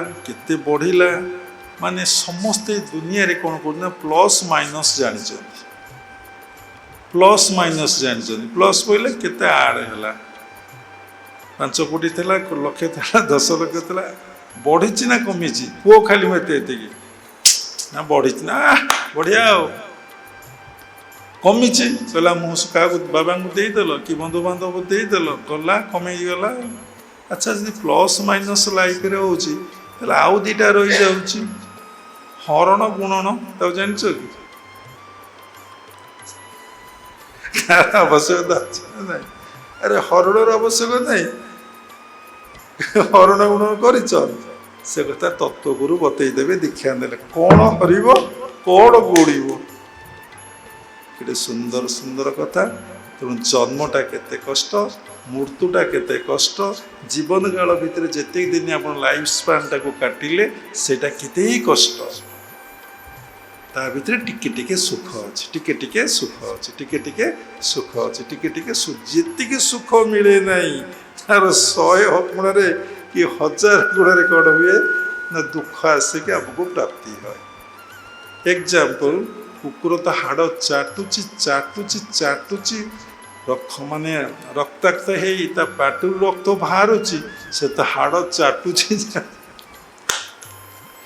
विष्णु माया को सत्य बुझी प्राणी अच्छी एथि मची या सब सत्य बुझिकी भगवान को मिथ्या भावी एथरे मजिचंदी फुणी बुड़ई फुणी उठई निगम पथ नित्य हुड़ई ବୁଡ଼ୁଛି ଉଠୁଛି, ସାଧୁସଙ୍ଗ କଲା, ସତ୍ସଙ୍ଗ କଲା, ଟିକେ ଗୀତା ପଢ଼ିଦେଲା, ଟିକେ ଭାଗବତ ପଢ଼ିଲା, ଟିକେ ରାମାୟଣ ପଢ଼ିଲା। ଓ ଏ ଦୁନିଆରେ ସବୁ ମିଥ୍ୟା, ଭଗବାନ ସତ ବା ଶ୍ରୀରାମ ଜୟ ରାମ କହିଲା, କି ହରେ କୃଷ୍ଣ କୃଷ୍ଣ କୃଷ୍ଣ ହରେ ହରେ, ହରେ ରାମ ରାମ ରାମ କହିଲା। ଇଏ ତୋର ବା କିଏ ଟଙ୍କା ନେଇଗଲା ଗଲା, ତା କୃଷ୍ଣ ରାମ ସବୁ ସରି ସବୁବେଳେ ଏନି ସିଚୁଏସନରେ, ଏନି ମୁମେଣ୍ଟରେ, ଏନି ପ୍ଲେସରେ, ଶୟନେ ସପନେ ଜାଗରଣେ ଗୋଟିଏ ଚିନ୍ତା ରହିବ କି? ସବୁ କାମ କର, କେବଳ ଭଗବତ ଚିନ୍ତା। ଯାହା କର, ନାମ ଜପ କର, ଧ୍ୟାନ କର, ତାଙ୍କୁ ଭାବ। କରିପାରିବ? ଦେଖନ୍ତୁ ଭୀମ ଭାଇଙ୍କର ଗୋଟିଏ ବାଣୀ। ତାପରେ ହଁ, ତାହେଲେ କ'ଣ ବର ମାଗୁଛ ମାଗେ? କଥା ସବୁ କେତେ ଅଥା ହେଇଯାଉଛି। କ'ଣ ବର ମାଗୁଛ? ପ୍ରଭୁ ଏତେ ଅନ୍ଧ କରିଦିଅ। ଆରେ ଭୀମା କାହିଁକି ନା, ପ୍ରଭୁ ଇଏ ରୂପ ତ ଦେଖିଛି, ମୁଁ ଅନ୍ଧ ଥିଲି, କିଛି ରୂପ ଦେଖିନଥିଲି, ଏ ଚକ୍ଷୁ ଦେଲ ଦେଖିଲି, ଯଦି ପୁଣି ଆଖି ରହିବ, ସଂସାରରେ କେତେ ରୂପ ତୁମର, ଦେଖିଲେ ଏ ରୂପ କ'ଣ ଆଉ ଆସିବ? ଥରେ ଭାବିଲେ ଆମେ ଏମିତିଆ ବର ମାଗିପାରିବା? ଚିନ୍ତା କରି ଦେଖିଲେ, ମୁଁ ବି କହିବି କିଏ କ'ଣ ମାଗୁଛ ମାଗ, ଆମେ ଦେଇଦେବୁ। ଯଦି ମୋର ବିଶ୍ୱାସ ରହିଲା ଆମେ ବି ଦେଇପାରିବୁ। ଆପଣଙ୍କର ବିଶ୍ୱାସ ହେବ ନା ମାଗିପାରିବେ? ଦେଖୁଛନ୍ତି ମହାଭାରତ ଯୁଦ୍ଧ ସରିଯାଇଛି, ଏବେ ଭଗବାନ ଶ୍ରୀକୃଷ୍ଣ କେଉଁଠି ଯାଉଛନ୍ତି? ଦ୍ୱାରିକା ଅଭିମୁଖୀ ଯାତ୍ରା, ସମସ୍ତଙ୍କୁ ବର ମାଗିବା କଥା କହୁଛନ୍ତି। କହିଲେ ସମୟ ପଳେଇବ, ସମସ୍ତେ ମାଗିଛନ୍ତି, ଭଗବାନ ତଥାସ୍ତୁ କହିଛନ୍ତି। କୁନ୍ତି କ'ଣ ମାଗିଲା? ପ୍ରଭୁ ଏ ଦୁଃଖ ମତେ ଦିଅ, କଷ୍ଟ। ଦେଖନ୍ତୁ ଏ ସଂସାର, ଏ ଶରୀର ଏତେ ଉପଭୋଗ କରିବାକୁ ଚାହେଁ, ଏତେ ଉପଭୋଗ କରିବାକୁ ଯେ ବୁଢ଼ା ବୟସରେ ବି ଉପଭୋଗ କରିବାକୁ ଚାହେଁ। ଆମେ ଅନେକ ଲୋକଙ୍କର ଆମ ସହିତ କଥୋପକଥନ ହେଉଛୁ, ଆମେ ଦୀକ୍ଷା ଦେଉଛୁ, ଆଜ୍ଞା ବୁଢ଼ା ବୟସରେ ସବୁ ଏ କଥା ବୋଲି ଆମେ ଜାଣିନଥିବୁ।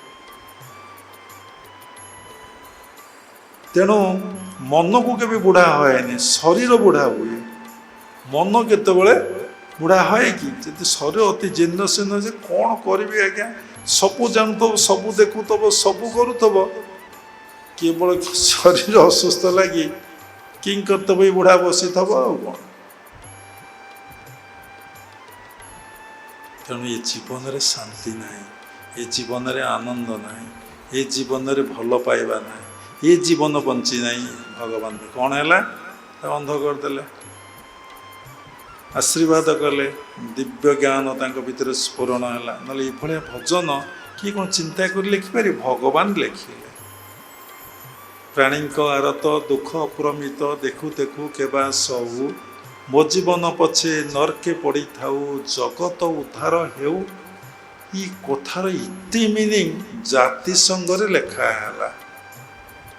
ଚିନ୍ତା କରୁନି, ଓଡ଼ିଶାର ଜଣେ କବି କି ଜଣେ ଭକ୍ତ, ସିଏ ପୁଣି ଅନ୍ଧ, ଜାତିରେ ପୁଣି ନିଚ ଜାତି, ତା କଥା ଲେଖା ହେଲା ଜାତିସଂଘରେ। କିଏ କରେଇଲା? କିଏ କରେଇଛି? କେଉଁ ୱେବସାଇଟ୍ ଥିଲା? କେଉଁ ସୋସିଆଲ ମିଡ଼ିଆ ଥିଲା? କିଛି ଥିଲା?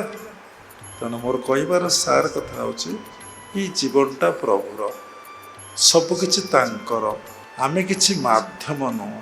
ତେଣୁ ଆମେ ତାଙ୍କୁ ଭଜନ କରିବା, ଧ୍ୟାନ କରିବା, ତାଙ୍କରି ସଂସାର କାମ କରିବା। ଅତି ସୂକ୍ଷ୍ମକୁ ଗଲେ ଦେଖିବେ, ସେଇ ଭଜନ କରୁଛି, ସେଇ ଧ୍ୟାନ କରୁଛି, ସେଇ କାମ କରୁଛି। ଯଦି ଶରୀରଟା ମୋର ନୁହେଁ, ଆଉ ଶ୍ୱାସ ପ୍ରଶ୍ୱାସ ମୁଁ ନେଉନାହିଁ, ସେ ନେଉଛନ୍ତି, କିନ୍ତୁ ମୋର ଏଠି କ'ଣ ହେଲା? ମୁଁ ଗୋଟେ ମାଧ୍ୟମ କ'ଣ ହେଲି? ମୁଁ ଏଠି ଭକ୍ତ କ'ଣ ହେଲି? ସେବକ କ'ଣ ହେଲି? ଦାସ କ'ଣ ହେଲି? ଆମର ଅନୁଭବ କହୁଛୁ, ଏବେ କହିନି, ଅଭୟବା ଶୁଣିଛନ୍ତି କେତେ ଥର କଥା, ବହୁତ ବର୍ଷ ହେଲାଣି କହି ଆସୁଛୁ। ବେଶୀ ଅନୁଭବ ହେଲା ଶ୍ରୀମନ୍ଦିର, ଆମ ମନ୍ଦିର ଆଶ୍ରମରେ ଜଗନ୍ନାଥ ମନ୍ଦିର ପ୍ରତିଷ୍ଠା ପରେ ଏତେ ସ୍ମୁଥଲି ତାଙ୍କ କାମ ଚାଲୁଛି। ଏବେ ଗୋଟେ ଅନୁଭବ କହିବି, ଏବେ ବହୁତ ପଇସା ଠାକୁର ଦେଉଛନ୍ତି, ସମସ୍ତ ପଇସା ସେବାରେ ଲଗେଇ ଦେଉଛୁ, କିନ୍ତୁ ଠାକୁରଙ୍କ ପାଇଁ ଆଉ ବସ୍ତ୍ର କିଣି ହେଲାନି। ରଥଯାତ୍ରାରେ ଠାକୁର ପିନ୍ଧିବେ, 2 ଦିନ ବସି ଭାବିଲେ 10,000 ଟଙ୍କା ମିନିମମ୍ ଦରକାର 3 ଠାକୁରଙ୍କ ପାଇଁ। ଗୁରୁ ପୂର୍ଣ୍ଣିମାରେ ଠାକୁର ପାଇଁ କିଣି ଆଣିଥିଲେ, ଜଣେ 10,000 ଟଙ୍କା ଦେଲେ, ଶେଷରେ କିଣିଦେଲୁ ପୁରୀରୁ। ଚିନ୍ତା କଲି, ଆଉ ପୁରୀ ଯିବାର ବାଟ ନାହିଁ, ପ୍ରଭୁଙ୍କର ସବୁ ଡ୍ରେସ୍ ପୁରୀରେ ମିଳେ, କ'ଣ କରାହେବ? ହଉ ତମ ଇଚ୍ଛା, ତମେ ତ ତମ କାମ କର, ଆମେ ତ କରୁନାହିଁ, ଅନୁଭବ ବିଟା ଦେଇଛ। ବସି ଭାବିଲି, ଜଣେ ମା ଫୋନ୍ କଲେ, ବାବା ରଥଯାତ୍ରା ଗୋଟେ ବିଶ୍ୱାସ କରିବୁ କାହାକୁ ଜଣେଇନି, ଆଉ ଠାକୁର ନୂଆ ଡ୍ରେସ୍ କିଣା ହେଇଛି, ମୋ ଦେହ କ'ଣ ହେଇଗଲା। ସବୁଦିନ ଅନେକ ଅନୁଭବ, ନା ଗୋଟିଏ ଅନୁଭବ। ସେଠୁ କହିଲି ନାଇଁ ମା କିଣା ହେଇନି। କାହିଁକି? ତ କିଣା ହେଇନି, ପ୍ରଭୁ ସେ କଥା ଜାଣିଛନ୍ତି। ନା କୁହନ୍ତୁ କଟକରେ କେଉଁଠି ମିଳୁଛି? ବୋଲେ ଆପଣ କ'ଣ କିଣିପାରିବେ? ନା ମୁଁ ଆପଣଙ୍କୁ ଭିଡ଼ିଓ କଲ୍ କରି ଦେଖେଇବି, ଆଉ ଯେଉଁଟା ଚଏସ୍ କରିବେ। ସମ୍ବଲପୁରୀର ଭଲ ଯୋଡ଼ ଆପଣ କିଣିବେ, କଟନ୍। ସମ୍ବଲପୁରୀ ମାନେ ତ କଟନ୍, ଯେଉଁଠି ସମ୍ବଲପୁରୀ ବସ୍ତା। ଏମିତି 8-10ଟା ଦୋକାନ ବୁଲିଲା ପରେ ଗୋଟେ ଜାଗାରେ ଚଏସ୍ ଆମର ଏକ ପ୍ରକାର ହେଲା, ଠାକୁର ପାଇଁ କିଣା ହେଲା। 3200 ଟଙ୍କା ନା ଗୋଟା, 9,000-10,000 ଟଙ୍କାରେ କିଣା ହେଲା। ରାତାରାତି ସେ କ'ଣ କଲେ, ପଠେଇଦେଲେ। ସେଦିନ ଭୋଗ ସରିଯାଇଛି, ଅଳ୍ପ ଭୋଗ ଅଛି। ଆମେ ଭାବୁଛୁ ଭୋଗ କେମିତି ହେବ, କାଲି ପରଦିନ ରଥଯାତ୍ରା, ବହୁତ ଭୋଗ ଦରକାର, ସବୁ ଲୋକଙ୍କୁ ଭୋଗ ଦିଆହେବ। ଗୋଟେ ସ୍ପେଶାଲ କାଠିଆ କଦଳୀ, ଗୋଟେ କାନ୍ଦି, ସେଓ, ଘିଅ, ମାନେ ସିଏ ପ୍ରଭୁଙ୍କର ଯୋଡ଼, ଟଙ୍କା ସବୁ ରାତି 12ଟାରେ ପହଞ୍ଚିଗଲା। ସିଏ କ'ଣ କରେ? ତାପରେ ଡାକ ବା ନ ଡାକ, ବିଶ୍ୱାସ ନିର୍ଭର ରଖ। ତାପରେ ବସି ଦେଖିଲୁ, ତ ଦେଖି ଚାଲିଛୁ, ଆଉ କ'ଣ କହିବୁ, କେତେ କହିବୁ? କ'ଣ ଗୋଟେ ଘଟଣା ଘଟୁଛି ଯେ ଶୟନେ ସପନେ ଜାଗରଣେ, ପ୍ରତ୍ୟେକଟି ମୁହୂର୍ତ୍ତରେ ତମ କାମ ତୁମେ କରୁଛ। ଯାହା ମୁଁ ଭାବଇ, ଯାହା ମୁଁ ଚିନ୍ତଇ ମନେ, ଜଗତର କର୍ତ୍ତା ପରମ ଈଶ୍ୱର ଜାଣୁଛନ୍ତି ଅନୁକ୍ଷଣେ। ଆପଣ ପ୍ରତ୍ୟେକଟି ମୁହୂର୍ତ୍ତରେ ଫିଲ୍ କରନ୍ତୁ, ସେ ସବୁ ଜାଗାରେ ଚକା ଆଖି ଅଛି, ସବୁ ସେ ଦେଖୁଛି, ସବୁ ସେ ଦେଖୁଛି। ଖାଲି ଏତିକି ଚିନ୍ତନ କରନ୍ତୁ, ବିଚାର କରନ୍ତୁ, ଯେତେବେଳେ ଦେଖିଲେ ମୋ ଚକା ଆଖି। କ'ଣ ସେ ଆଖିରେ ନାହିଁ? ଦେଖନ୍ତୁ, ଆଖିର ପ୍ରଥମେ ଲାଲ କଲର ଅଛି। ଗୋଟିଏ ଜଗନ୍ନାଥ ଉପରେ କଥା କହୁଛି। ସୂର୍ଯ୍ୟ ତ ଉଦୟଗାମୀ ହୁଅନ୍ତି, ତା ଆଖିରେ କେମିତି ଉଦୟ ଅସ୍ତ, ପ୍ରତ୍ୟେକ ଦିନଟା, ପ୍ରତ୍ୟେକ ବର୍ଷଟା ତା ଆଖିରେ କେମିତି ଅଛି। ଗୋଟେ ଆଖି ଚନ୍ଦ୍ର, ଗୋଟେ ଆଖି ସୂର୍ଯ୍ୟ। କାହା ଆଖି ଗୋଲ ନାହିଁ, ତା ଆଖି ଗୋଲ। ସେ ସବୁ ଦେଖୁଛି। ସବୁ ଠାକୁର ଆଖି 180 ଡିଗ୍ରୀ, ତାଙ୍କ ଆଖି 360 ଡିଗ୍ରୀ। ସବୁ ଠାକୁରଙ୍କର ପତା ଅଛି, ତାଙ୍କର ପତା ନାହିଁ। ଦେଖନ୍ତୁ, ସମସ୍ତେ ଧ୍ୟାନସ୍ଥ ହେବାକୁ ଭଲ ପାଆନ୍ତି, କିନ୍ତୁ ଜଗନ୍ନାଥ ଅନେଇଛନ୍ତି, କେତେବେଳେ ଧ୍ୟାନସ୍ଥ ନାହାନ୍ତି। କାରଣ ସେ ଆଖି ପଲକ ପକାଇଲେ ସୃଷ୍ଟି ପ୍ରଳୟ ହୋଇଯିବ। ତାଙ୍କ ଆଖିରେ ସେ ଲାଗି ପଲକ ସିଏ କରୁନାହାନ୍ତି। ସବୁ ମୂର୍ତ୍ତିକି କିଏ ଗଢ଼ିଛି? କିନ୍ତୁ ଜଗନ୍ନାଥଙ୍କୁ ନିଜେ ଗଢ଼ିଛନ୍ତି। ଏବଂ ଏ ମୂର୍ତ୍ତି ବିଷୟରେ କୌଣସି ଜାଗାରେ ପ୍ରମାଣ ନେଇ ମୂର୍ତ୍ତିଟା ଏମିତି ଗଢ଼ା ହେବ ବୋଲି। ସେ ନିଜକୁ ନିଜେ ଗଢ଼ିଛନ୍ତି। ଦେଖନ୍ତୁ, ତାପରେ ଆସିଲା ଧଳା। ଯେମିତି ସୂର୍ଯ୍ୟ ଉଦୟ ହେଲେ କିରଣ ହେଇଯିବ, ଧୀରେ ଧୀରେ ଉଦୟ ହେଇ ଚାଲିଲେ, ଘଣ୍ଟାଏ ପରେ ଧଳା କିରଣ ଆସିଗଲା। ଯେମିତି ଅସ୍ତ ହେଲେ, ପୁଣି ସୂର୍ଯ୍ୟ ଅସ୍ତ ହେଲେ କଳା ଆସିବ। ତା ମଝିଟା ଦେଖନ୍ତୁ କଳା। କେମିତି ତାଙ୍କ ଭିତରେ ଦିନଟା ଚାଲିଛି। ଅନେକ କଥା। ତେଣୁ କଥାର ସାର କଥା, ଜନ୍ମ କି କଷ୍ଟ, ମୃତ୍ୟୁ କି କଷ୍ଟ, ସଂସାର ରହିବାଟା କେତେ କଷ୍ଟ। ଏ କଷ୍ଟରୁ ନିବୃତ୍ତି ପାଇବାକୁ ହେଲେ ତୁମକୁ ପରମାତ୍ମା ପରମ ବ୍ରହ୍ମଙ୍କ ନାମକୁ ଭଜନ କର, ପରମାତ୍ମା ପରମ ବ୍ରହ୍ମ ନିକଟରେ ଶରଣ ବସ, ତାଙ୍କରି ବିଦ୍ୟାର୍ଥେ କର୍ମ। ଏ କଥା କିଏ କହିବ, କିଏ ଶିଖେଇଦେବ? କଥାର ଉଦ୍ଦେଶ୍ୟ ଏ କଥା, ତତ୍ତ୍ୱ ଗୁରୁ ହିଁ ଶିଖେଇଦେବେ, କହିଦେବେ, ଜଣାଇଦେବେ। ତେଣୁ ତତ୍ତ୍ୱଗୁରୁ କେଉଁଠି ଅଛନ୍ତି? ଭାଗବତରେ ସୁନ୍ଦର ଭାବରେ ଲେଖା ଅଛି। ଯେ ଗୁରୁ ଜାଣେ ବେଦ ତତ୍ତ୍ୱ, ନିର୍ଗୁଣ ଆତ୍ମଜ୍ଞାନେ ରତ, ସମଦରସୀ ନିଷ୍ଠା ପର, ତପ କଷଣ ଶହେ ଧୀର, ନିରତେ ଥାଇ ପରହିତେ, ଈଶ୍ୱର ମାୟା ଜାଣି ଚିତେ, ହେମନ୍ତ ଗୁରୁ ପାଦେ ଭଜି, ହିଂସା କପଟ ଦୂରେ ତେଛି। ହେଲା, ଯେ ଗୁରୁ ଜାଣେ ବେଦ ତତ୍ତ୍ୱ, ଯେ ବେଦାନ୍ତକୁ ଭଲ ଭାବରେ ପଢ଼ି ହଜମ କରୁଛି। ନିର୍ଗୁଣ କଥା ସେ କହିବ। ଶୁଣନ୍ତୁ, ନିର୍ଗୁଣ ଆତ୍ମଜ୍ଞାନେ ରତ। ସେ ନିର୍ଗୁଣ କଥା କହୁଥିବ, ଆତ୍ମଜ୍ଞାନର କଥା କହୁଥିବ। ସମଦରସୀ ନିଷ୍ଠା ପର, ସମାନ ଦୃଷ୍ଟି। ଯିଏ ଦେଲା, ଯିଏ ଦେଲା ନଦେଲା ତାର ତ ସବୁ ଜଣେ, ଆଉ ଦେଲା ନଦେଲା କି? ତପ କଷଣ ସହେ ଧୀର। ଦୁଃଖ ମାନ ଅପମାନ ନିର୍ଯାତନା ଦୁଃଖ କଷ୍ଟ ସବୁ ସେ ସହିବ। ତପ କଷଣ ସହେ ଧୀର, ପୁରା ଧୀରରେ ସହିଥିବ। ଆପଣ ଚୁପ୍ ଗୋଟେ ଜାଗାରେ ଲଙ୍ଗଳା ହେଇ ବସନ୍ତୁ, କୌପନି ମାରି ବସନ୍ତୁ, ଗଛର ବକଳ ପିନ୍ଧନ୍ତୁ, ଲୋକ ଆପଣଙ୍କୁ ବାଡ଼େଇବେ, ଲୋକ ଆପଣଙ୍କୁ କ୍ରିଟିସାଇଜ୍ କରିବେ, ଲୋକ ଆପଣଙ୍କୁ କମେଣ୍ଟ କରିବେ। ସହସ ଏକ୍ଜାମ୍ପଲ୍ ଅଛି, ଆପଣ ଦେଖୁନାହାନ୍ତି। ପରୀକ୍ଷିତ ମହାରାଜା ଜଣେ ଯୋଗୀ, ସମୀ ଋଷି ନା କିଏ ତପସ୍ୟା କରୁଛନ୍ତି, ତାଙ୍କୁ ଆଜ୍ଞା ପାଣି ମାଗିବାଟା ଠିକ୍? ମୋ ଧ୍ୟାନସ୍ଥ ଅଛି, ବାବା ପାଣି ଦେଲେ, ବାବା ପାଣି ଦେଲେ। ସେ ବସିଥିଲେ ନା, ସେ କ'ଣ ପରୀକ୍ଷିତର କିଛି କରିଥିଲେ? ଯଦି ପାଣି ନଦେଲେ ନାହିଁ, ମଲା ସାପାଣି କାହା ବେକରେ କିଏ ଗୁଡ଼େଇବ? ଜୈନ ବସିଥିଲେ, ଧ୍ୟାନ କରୁଥିଲେ। କହୁଛି ଏକ୍ଜାମ୍ପଲ୍ କେମିତି ସହିବାକୁ ପଡ଼େ। ଜଣେ ତା କାନରେ କିଳାଟେ ବାଡ଼େଇ ଦେଲା, ରକ୍ତ ବହିଲା। ଜୈନ ବସୁଛନ୍ତି, ଶିଷ୍ୟମାନେ ଖେଳିକି ଦୂରରେ ଅଛନ୍ତି, ଦେଖିଲେ କିଳାଟେ ବାଡ଼େଇ ଦେଲା। ହେଲେ ପ୍ରଭୁ ଇଏ କ'ଣ? ନା ପାରବ୍ଧ। ଉଠେଇକି କାନରୁ ବାହାର କରିକି ମଲମ ଦେଲେ।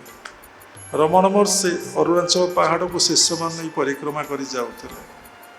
ଏପର କଥା, ବିରୁଡ଼ି ଆସି ମାଇଲେ ତାଙ୍କୁ ଜଙ୍ଘରେ ଗୁଳାଇ ମିଞ୍ଚାଏ, ତାକୁ ସେ ଘୋଡ଼େଇଲେ ନାହିଁ। କି କଷ୍ଟ! ଯେ ମହର୍ଷି କେହି ପାଖ ପଶିଲେନି, ତାପରେ ମାରିଲେ, ପଳେଇଲେ। ମହର୍ଷି କହିଲେ ଓହୋ, ପାରବ୍ଧଟା ଖଣ୍ଡନ ହେଇଗଲା। ଏତିକି ନୁହେଁ, ଚୋର ଆସିଲା ଆଶ୍ରମକୁ,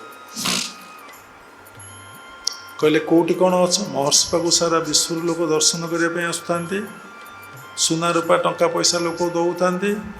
ଚୋରମାନେ ସେଇ ଲୋଭରେ ଆସିଥିଲେ। ଯେତେ ମହର୍ଷି କହିଲେ କିଛି ନାହିଁ, ସବୁ ସେବାରେ ଲାଗିଯାଇ, ଚାବି କାଟି ଦିଅ, ଚାବି କାଟି ମାଇଲେ ମାଇଲେ ମାଇଲେ ଯେ ମହର୍ଷିଙ୍କୁ ଯାଚ୍ଛାତା ମାଡ଼ ଦେଲେ ଚୋରମାନେ।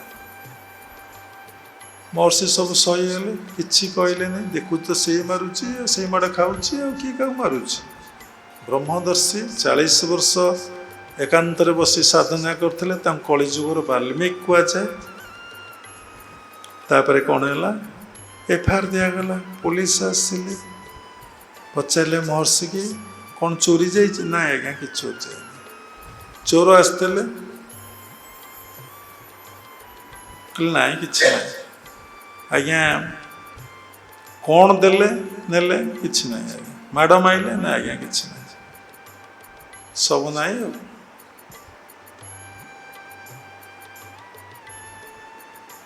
ସେଇ ତ ଆସିଥିଲା, ସେଇ ତ ସବୁ କଲା, ଆଉ କ'ଣ ମୁଁ କହିବି? ତାପରେ ଯିଏ ଦେଖିଛି ସେ କହିପାରିବନି, ଯିଏ କହୁଛି ମିଛ କହିପାରେ। ଯିଏ ଦେଖିଛି ସେ କ'ଣ କହେ? କିଏ କହେ? ପାଟି କହେ। ପାଟି ମିଛ କହିପାରେ, ସତ କହିପାରେ। ପାଟି ମିଛ ସତ କହୁନାହିଁ କି? କିନ୍ତୁ ଯିଏ ଦେଖିଛି ସେ କି ମିଛ କହିବନି। ସୁନ୍ଦର କଥା ସବୁ। ତେଣୁ ପାରବ୍ଧ ତପ କଷଣ ସହି ଧୀର, ଧୀରରେ ସହିଲେ। ନିରତେ ଥାଇ ପରହିତେ, ତାର ତ ସମସ୍ତଙ୍କ ପାଇଁ ସେ ବଞ୍ଚିଛନ୍ତି।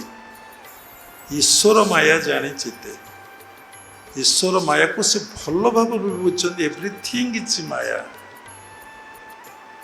ସମସ୍ତଙ୍କର ସେବା କରୁଛନ୍ତି, ସମସ୍ତଙ୍କର ଯତ୍ନ ନେଉଛନ୍ତି, ସମସ୍ତଙ୍କୁ ଖାଇବା ପିଇବାକୁ ଦେଉଛନ୍ତି, ନିଃସ୍ୱାର୍ଥ ନିଷ୍କାମରେ। କର ଭକ୍ତି, କର ନିଷ୍କାମ ଭକ୍ତି ସୁଚିତେ ଗୋ। ପୁଣି ଆସିଲା କଥା, ଦେହଧାରୀ ଯେତେ ଅଛ ଜଗତେ ଗୋ।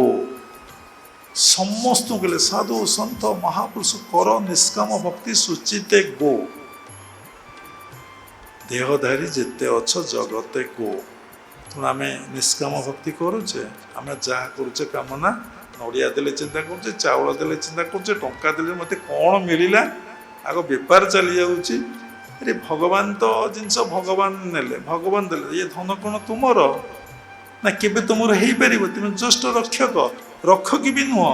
ଅତି ସୂକ୍ଷ୍ମ ଗଲେ ସେ ନିଜେ ରକ୍ଷା କରୁଛି।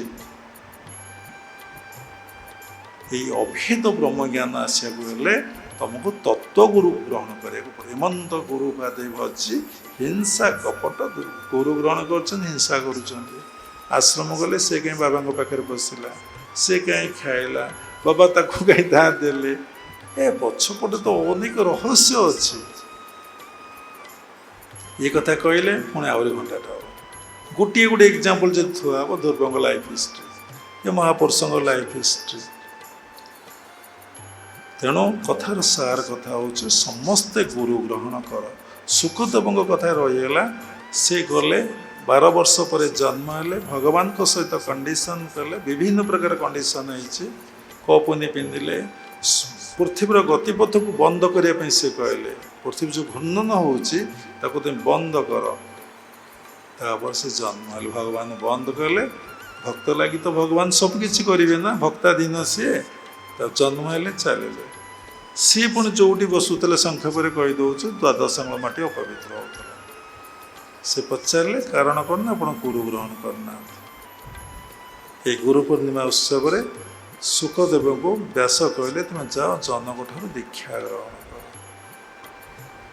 ତେଣୁ ଦେଖନ୍ତୁ ସବୁ ମହାପୁରୁଷ, ସବୁ ସାଧୁସନ୍ଥ, ଯୀଶୁଠାରୁ, ମହମ୍ମଦ ଠାରୁ, ଭଗବାନ କୃଷ୍ଣ ରାମଙ୍କଠାରୁ ସମସ୍ତେ ଗୁରୁ ଗ୍ରହଣ କରିଛନ୍ତି। ବିନା ଗୁରୁରେ କାହାର ଜ୍ଞାନ ଉଦୟ ହେବନି। ଗୁରୁ କୃପା ବିନା ଜ୍ଞାନ ନ ଜନ୍ମେ ହୃଦୟରେ, ଗୁରୁ କୃପା ବିନା ମୁକ୍ତି ନ ମିଳେ ଅନ୍ୟରେ। ଗୁରୁଙ୍କ ବିନା ମନରୁ ସଂଶୟ ନ ଦୂରେ, ଗୁରୁ ଆଜ୍ଞା କରିଅସି ଚିନ୍ତ ବିଶ୍ୱାସରେ। ତେଣୁ ସମସ୍ତେ ଗୁରୁ ଗ୍ରହଣ କରିଛନ୍ତି। 5ଟି ଗୁରୁ ସମସ୍ତେ କରନ୍ତି। ସମସ୍ତଙ୍କର ମାତା ଗୁରୁ। ମା ଶିକ୍ଷା ଦେଇଛି, ଲାଳନ ପାଳନ କରିଛି, ଯତ୍ନ କରିଛି, ଆମକୁ ଭାଷା ଶିଖେଇଛି। ପିତା ଗୁରୁ ସେ ଆମର ଦାୟିତ୍ୱ ନେଇଛନ୍ତି, ଯତ୍ନ ନେଇଛନ୍ତି, ପାଠପଢ଼ା ଦାୟିତ୍ୱ, ଦେହ ମୁଣ୍ଡର ଦାୟିତ୍ୱ ନେଇଛନ୍ତି। ତାପରେ କର୍ଣ୍ଣଗୁରୁ ଶରୀରକୁ ପବିତ୍ର କରିଛନ୍ତି ମନ୍ତ୍ରଟିଏ ଦେଇ। ଶିକ୍ଷା ଗୁରୁ ସ୍କୁଲ କଲେଜରେ ଆମେ ପାଠ ପଢ଼ିଛେ ପେଟ ଚାଖଣ୍ଡ ପାଇଁ, ସାମାଜିକ ପ୍ରତିଷ୍ଠା ପାଇଁ, ଜୀବନଯାତ୍ରା କରିବା ପାଇଁ। କିନ୍ତୁ ଜୀବନଟାକୁ କେମିତି ସରସ ସୁନ୍ଦର ଆନନ୍ଦ ପ୍ରେମମୟ କରିହେବ ସେ କଥା ଆମେ ଶିଖିନେ। ଏଇ 4 ଗୁରୁ ପାଖରୁ ଆମେ ଶିଖିନେ। ଟଙ୍କା ମିଳିଲା, ଯଶ ସମ୍ମାନ ପ୍ରତିଷ୍ଠା ମିଳିଲା, ସବୁ ମିଳିଲା, କିନ୍ତୁ ଶାନ୍ତି ନାହିଁ କି ଆନନ୍ଦ ନାହିଁ। ସେଇ ଶାନ୍ତି ଆନନ୍ଦ ପାଇଁ ଆମକୁ ତତ୍ତ୍ୱଗୁରୁ ଗ୍ରହଣ କରିବାକୁ ପଡ଼ିବ। ତେଣୁ ସମସ୍ତେ ତତ୍ତ୍ୱଗୁରୁ ଗ୍ରହଣ କରନ୍ତୁ, ଗୁରୁମୁଖୀ ହୁଅନ୍ତୁ, ଗୁରୁଗତ ପ୍ରାଣ ହୁଅନ୍ତୁ ଏବଂ ଗୁରୁଙ୍କ କଥାକୁ ଜୀବନରେ ମନ୍ତ୍ରମୂଳଂ ଗୁରୁର ବାକ୍ୟ, ଗୁରୁ ଯାହା କହିଲେ ତାଙ୍କୁ ମନ୍ତ୍ର ବୋଲି ଭାବନ୍ତୁ। ଆଉ ଗୁରୁଙ୍କ ନିକଟରେ ନିଜକୁ ପୂର୍ଣ୍ଣ ମାତ୍ରାରେ ସମର୍ପଣ କଲେ ଗୁରୁ ଶକ୍ତି, ଗୁରୁଙ୍କର ସାଧନା ଶିଷ୍ୟ ଭିତରେ କ୍ରିୟାଶୀଳ। କିଏ ଶିଷ୍ୟ ନା ଗୁରୁଙ୍କର ଅନୁଶାସନ ମାନି ଯେ ଜୀବନ ନିର୍ବାହ କରେ, ନିଜର ବ୍ୟକ୍ତିତ୍ୱ, ନିଜର ଇଚ୍ଛା ଗୁରୁଙ୍କ ପାଖରେ ଯିଏ ସମର୍ପଣ କରିଦିଏ, ତାର ଆଉ ଇଚ୍ଛା ନାହିଁ, ତାକୁ ଯାହା ନିର୍ଦ୍ଦେଶ ହେବ ତାହା ସେ କରିବ। ତାର ପର୍ସନାଲିଟି ନାହିଁ, ସେଠି ମୁଁ IAS କି ଡକ୍ଟର କି ଇଞ୍ଜିନିୟର କି ଅମକ ଗୋଟେ ମ୍ୟାନେଜର, ସେ ଆଉ ସେଠି ନାହିଁ। ଗୁରୁଙ୍କ ଦ୍ୱାରା ଅଟଇ ସମାନ। ଏଠାରେ ଖୋଜ ନାହିଁ ମାନ ସନମାନ, ଏଠାରେ ଖୋଜ ନାହିଁ ମାନ। ମୁଁ ଆଶ୍ରମ ଯାଇଛି, ମୋତେ କାହିଁ ଏସି ରୁମ୍ ମିଳିଲା ନାହିଁ, ମୋତେ କାହିଁ ଲାଟ୍ରିନ୍ ବାଥରୁମ୍ ଆଟାଚ୍ ମିଳିଲା ନାହିଁ, ଏସବୁ କଥା ଯେ ଚିନ୍ତା କରୁଛ, ଆଶ୍ରମ ଯିବାର କୌଣସି ଆବଶ୍ୟକତା ନାହିଁ। ଗୁରୁଦ୍ୱାରା ଅଟଇ ସମାନ। ଏଠାରେ ଖୋଜ ନାହିଁ ମାନ ସନମାନ। ଆସ ସେବା କର, service to mankind, service to God. Practical କର, ଧର୍ମଟାକୁ ଆଚରଣରେ ଫୁଟାଅ। ସବୁରି ଭିତରେ ମୋ ପ୍ରଭୁ ଅନୁଭବ କରି ସେବା କରିଯାଅ, ସେବା କରିଯାଅ। ସେବା କଲେ କ'ଣ ମଜୁରୀ ମିଳେ ନା ବାସେ। ତାପରେ ବାବା ଗୋଟେ ସତ୍ସଙ୍ଗ ପୁରୀରେ କରିଥିଲେ ଆର ରବିବାରେ, ଘଣ୍ଟାଏ 22 ମିନିଟ୍। ତ ସେବା କର, ଗୁରୁଙ୍କର ଏଇ କଥାକୁ ମନେ ରଖ, ଖାଲି ସେବା କରିଯାଅ, ଗୁରୁଙ୍କୁ ଭଲ ପାଅ, ସେବା କରିଯାଅ, ତମ ଭିତରେ ସବୁ ହେଇଯିବ। ଖାଲି କରିକି ଦେଖ, କୌଣସି କାମନା ବାସନା ନଥିବ। God is Guru, Guru is God. There is no difference between God and Gurus. ସେଇ ଭଗବାନ ହିଁ ଜଗତର ଗୁରୁ।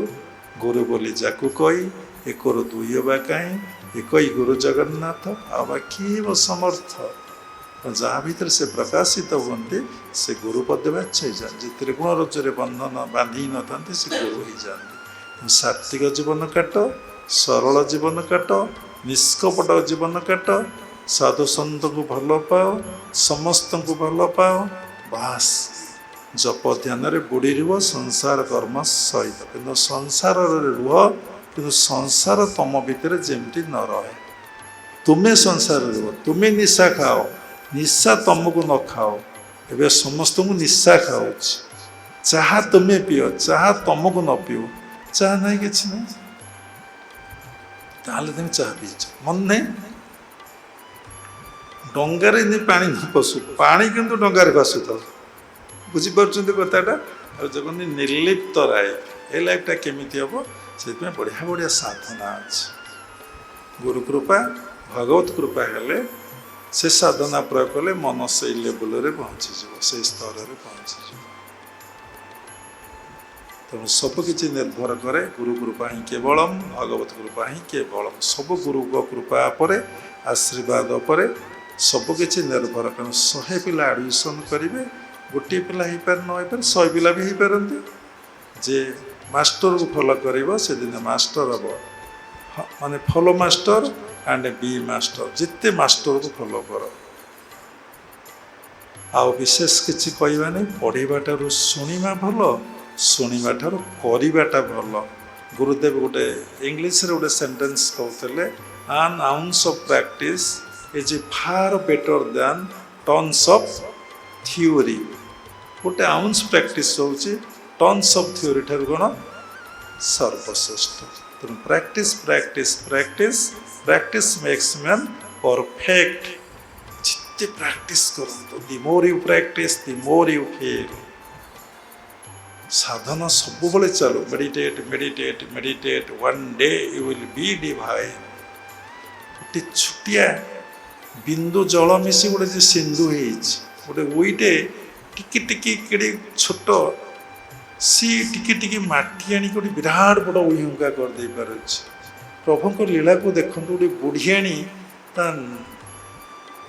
ତୁଣ୍ଡରୁ ସୂତା ବାହାରିକି ସୁନ୍ଦର ଜାଲଟେ ବୁଣି ଦେଇପାରୁଛି। ପରେ ଖର୍ଚ୍ଚଟିଆ ପକ୍ଷୀ କେମିତି ସେ ସୁନ୍ଦର ଗୋଟେ ବସାଟେ କରିଦେଇ ପାରୁଛି। ଜଳ ସ୍ଥଳ ବନ ଗିରି ଆକାଶ, ତୁମ୍ଭ ଲୀଳା ସବୁଠାରେ ପ୍ରକାଶ। ଯଦି ଆହେ ଦୟାମୟକୁ ଆପଣ ବୁଲିବେ, ଭାବରେ ବିଭୋର ହେଇଯିବେ। ଆମେ କ'ଣ ସେ ପ୍ରେୟାର ବୁଲିକି ଆସିଛେ? କ'ଣ ତା କିଛି ବୁଝିଥିଲେ?